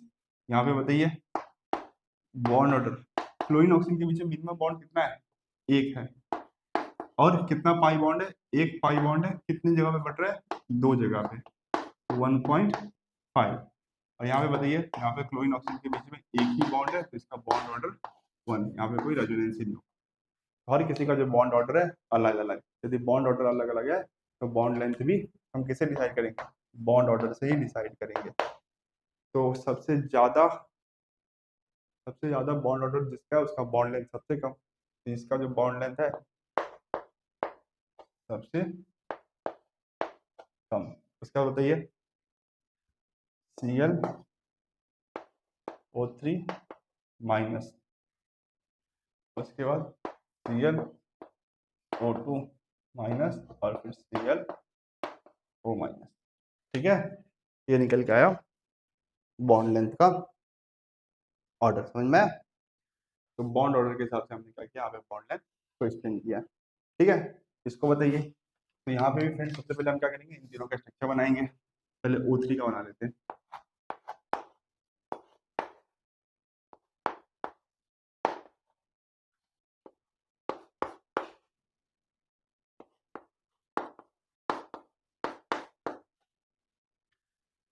तो सबसे पहले हम चेक करेंगे कि बॉन्डेड एटम सेम है कि अलग अलग है। तो अब चेक कर पा रहे हैं फ्रेंड, हर जगह बॉन्डेड एटम सेम है, ओ ओ है। जब बॉन्डेड एटम सेम है तो फिर हम क्या करेंगे, बॉन्ड ऑर्डर निकालेंगे। तो इस केस में बॉन्ड ऑर्डर कैसे निकालेंगे, ओ ओ के बीच में मिनिमम बॉन्ड एक है, और एक पाई बॉन्ड जो है वो दो जगह पे बढ़ रहा है, 1.5।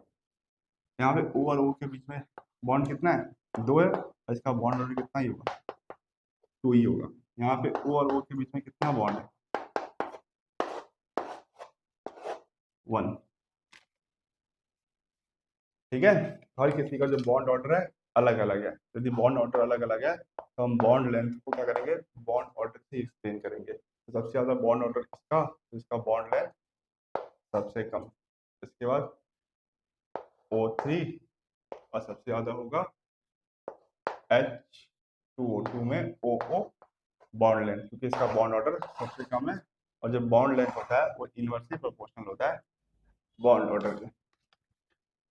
ठीक है, समझ में आ रहा है? चलिए इसमें बताइए हमें क्या करना है, NO बॉन्ड लेंथ को कंपेयर करना है। पहले एक बार इसका स्ट्रक्चर बना लेते हैं, N double bond O O minus. यहाँ पे एक कोऑर्डिनेट बॉन्ड होता है, यहाँ पे प्लस और यहाँ पे माइनस। ठीक है ना, यहाँ पे क्या होता है, एक पाई होता है, दो सिग्मा होता है, और एक जो होता है कोऑर्डिनेट, ये होता है ना वो कोऑर्डिनेट बॉन्ड होता है, एक एटम के ऊपर प्लस, दूसरे एटम के ऊपर माइनस। तो कौन से बॉन्ड को रिप्रेजेंट करता है, कोऑर्डिनेट बॉन्ड को रिप्रेजेंट करता है। यहाँ पे बताइए तो NO2 को देखिए,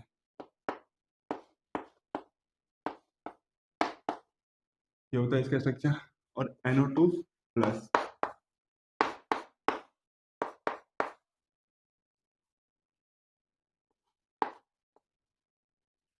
तो हमें NO बॉन्ड लेंथ को कंपेयर करना है। तो बॉन्डेड एटम सेम है, जब बॉन्डेड एटम सेम है, बॉन्डेड एटम सेम है, तो हम क्या करेंगे, बॉन्ड ऑर्डर कैलकुलेट करेंगे। यहाँ पे बॉन्ड ऑर्डर कैलकुलेट करते हैं। यहाँ पे नाइट्रोजन के बीच में एक बॉन्ड है और एक पाई बॉन्ड जो है 3 जगह पे बट रहा है, तो 1.33।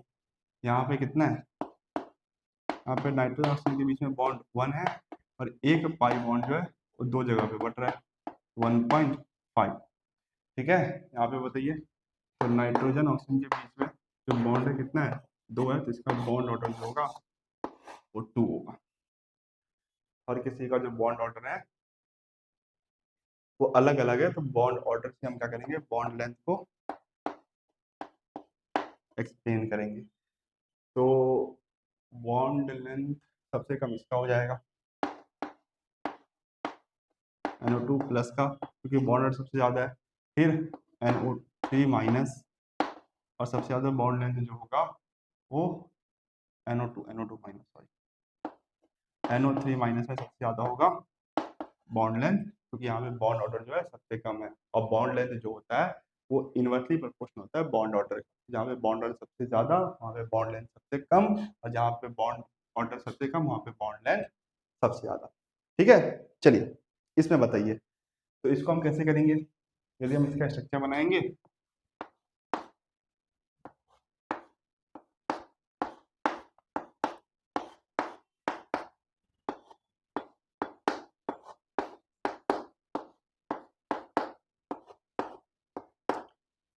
ये होगा इसका स्ट्रक्चर, और हमने पढ़ा था फ्रेंड, हमने पढ़ा था कि जो एक्सियल बॉन्ड लेंथ होता है, एक्सियल बॉन्ड लेंथ होता है वो बड़ा होता है इक्वेटोरियल बॉन्ड से। क्यों, जो परसेंटेज एस फैक्टर होता है वो किसका ज्यादा होता है, इक्वेटोरियल बॉन्ड का परसेंटेज एस फैक्टर ज्यादा होता है एक्सियल से। तो जो बॉन्ड लेंथ किसका ज्यादा होता है, एक्सियल का ज्यादा होता है, क्योंकि जहां पे परसेंटेज एस फैक्टर ज्यादा वहां पे बॉन्ड लेंथ कम है कि नहीं, percentage S factor inversely proportional bond length. तो बॉन्ड लेंथ जो होगा वो एक्सियल पोजीशन पे ज्यादा होगा इक्वेटोरियल पोजीशन से, बॉन्ड लेंथ जो होगा वो एक्सियल पोजीशन पे ज्यादा होगा इक्वेटोरियल पोजीशन पे। ये हमने पढ़ा था, नहीं पढ़ा था, पढ़ा था। तो हमारे हिसाब से जो बॉन्ड लेंथ होगा फ्रेंड वो IF एक्सियल का ज्यादा होगा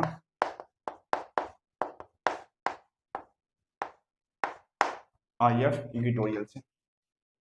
ठीक है ना, और ये हो जाएगा आपका गलत। क्यों, तो एक्सप्लेन करता हूं क्यों।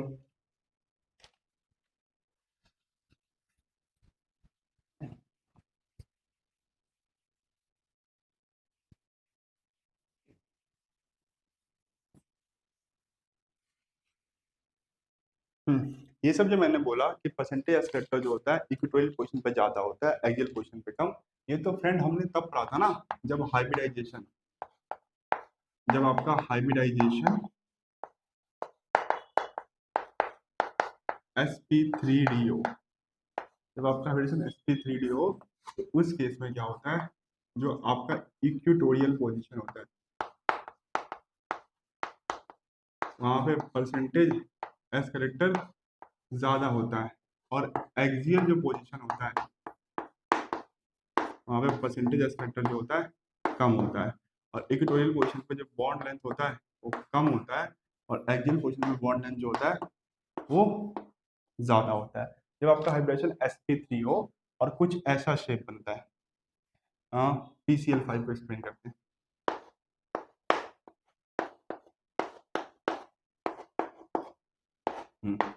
तो इस केस में आप बोल सकते हैं कि एक्सियल बॉन्ड लेंथ जो है ज्यादा होगा इक्वेटोरियल बॉन्ड से। ठीक है ना, एक्सियल बॉन्ड का जो लेंथ होता है वो ज्यादा होता है इक्वेटोरियल बॉन्ड से। यहाँ पे परसेंटेज फैक्टर कहाँ पे ज्यादा है, इक्वेटोरियल पे। ठीक है, पर क्या यहाँ पे हाइब्रिडेशन sp3d है, नहीं, यहाँ पे हाइब्रिडेशन क्या है फ्रेंड, यहाँ पे जो आपका हाइब्रिडाइजेशन है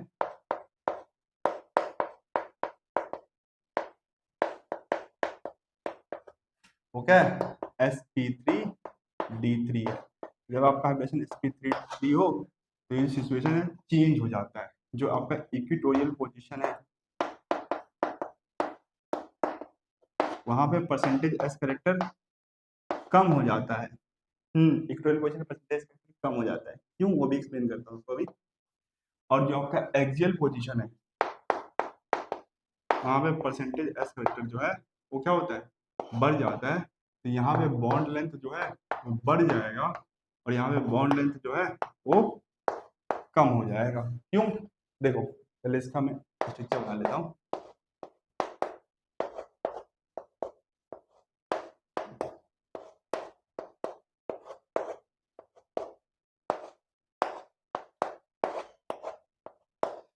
तो यहाँ पे बताइए ये वाला बॉन्ड एंगल कितना है, 72 डिग्री।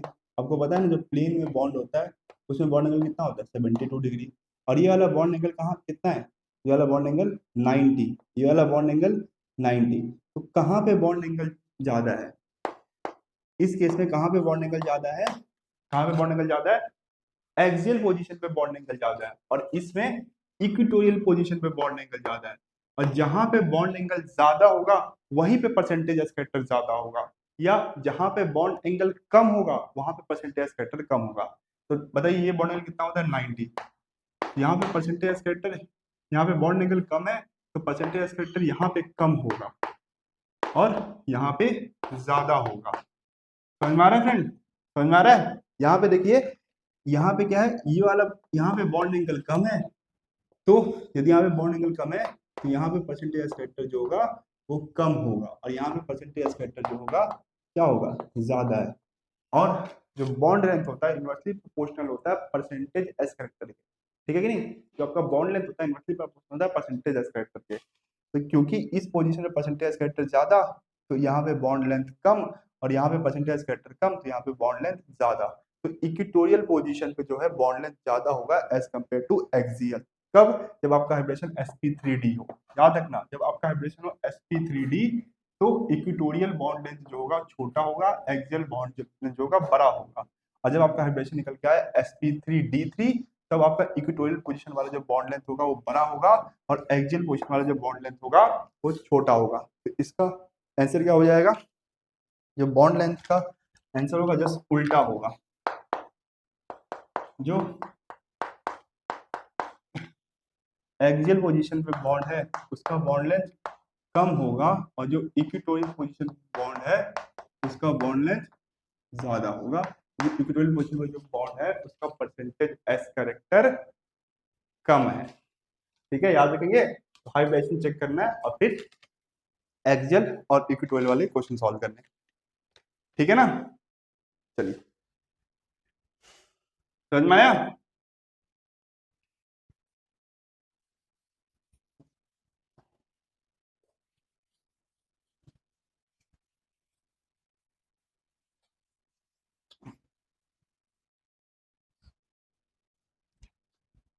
तो क्वेश्चन नंबर कहाँ तक हो गया, 8 ना, क्वेश्चन नंबर 9।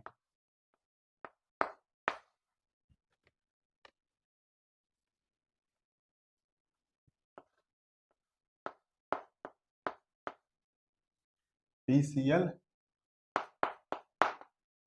एक्सियल,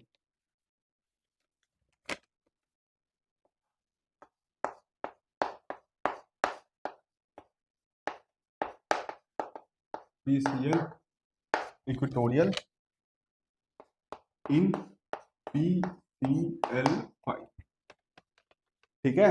चलिए, तो इसमें आपको PCl एक्सियल और इक्वेटोरियल बॉन्ड लेंथ कंपेयर करना है। यहाँ पे बताइए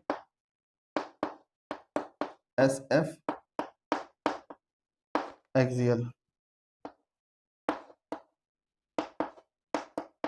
SF equatorial in SF4, SF4। तो देखो, सबसे पहले हम क्या करेंगे फ्रेंड, हाइब्रिडेशन कैलकुलेट करेंगे। यहाँ पे यदि आप हाइब्रिडेशन निकालेंगे H equal to V plus X minus C plus A by 2, तो कितने बैलेंस इलेक्ट्रॉन है, सेंट्रल एटम है फॉस्फोरस, तो 5 valence electron. Monovalent atom chlorine है, 5 zero charge on cation, zero charge on anion by 2, तो 10/2 तो 5।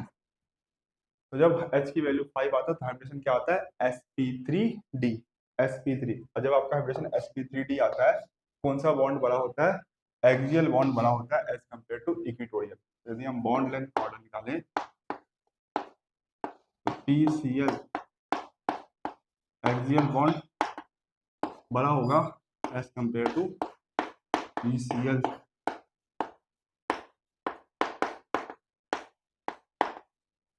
Equatorial. ठीक है, यहाँ पे भी क्या करेंगे, देखो यहाँ पे यदि SF6 होता फ्रेंड, यदि SF6 होता ना तो फिर तो हमें कुछ करने की जरूरत ही नहीं थी। क्यों, SF6 में जो हाइब्रिडेशन आता है क्या आता है, हाँ क्या आता है हाइब्रिडेशन SF4 में, सॉरी SF4 में, SF6 में हाइब्रिडेशन क्या आता है, sp3d2। और sp3d2 में जो शेप निकल के आता है ऑक्टाहेड्रल। और ऑक्टाहेड्रल शेप में क्या होता है, सारी के सारी जो स्ट्रक्चर होता है, सारी सारी पोजिशन जो होता है कैसा होता है, आइडेंटिकल होता है। तो यहाँ पे SF4 नहीं है, SF6 नहीं है, SF4 है। यदि SF6 होता तो जितना एक्सियल बॉन्ड लेंथ होता उतना इक्वेटोरियल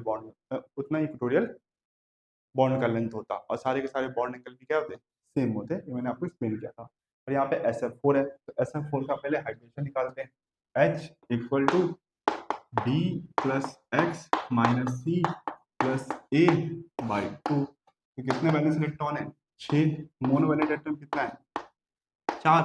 कैटायन के ऊपर चार्ज 0, एनायन के ऊपर चार्ज 0 बाई 2, तो 6 प्लस 4 10, 10/2 5। और जब H की वैल्यू 5 आता है तो हाइड्रोजन क्या निकल के आता है, sp3d। और sp3d हाइड्रोजन में क्या होता है, जो एक्सियल पोजीशन होता है उसका बॉन्ड लेंथ बड़ा होता है एज कम्पेयर टू इक्वेटोरियल। तो बॉन्ड लेंथ यदि हम ऑर्डर निकालेंगे तो SF एक्सियल का बॉन्ड लेंथ ज्यादा होता है SF इक्वेटोरियल से।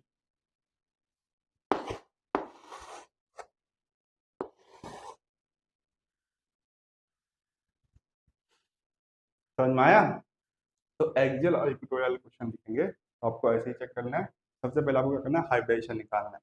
यदि sp3d आए तो एक्सियल बॉन्ड लेंथ बड़ा होगा, और sp3d3 आए तो इक्वेटोरियल बॉन्ड बड़ा होगा। और यदि sp3d2 आ जाए तो सारे बॉन्ड क्या होंगे, आइडेंटिकल होंगे।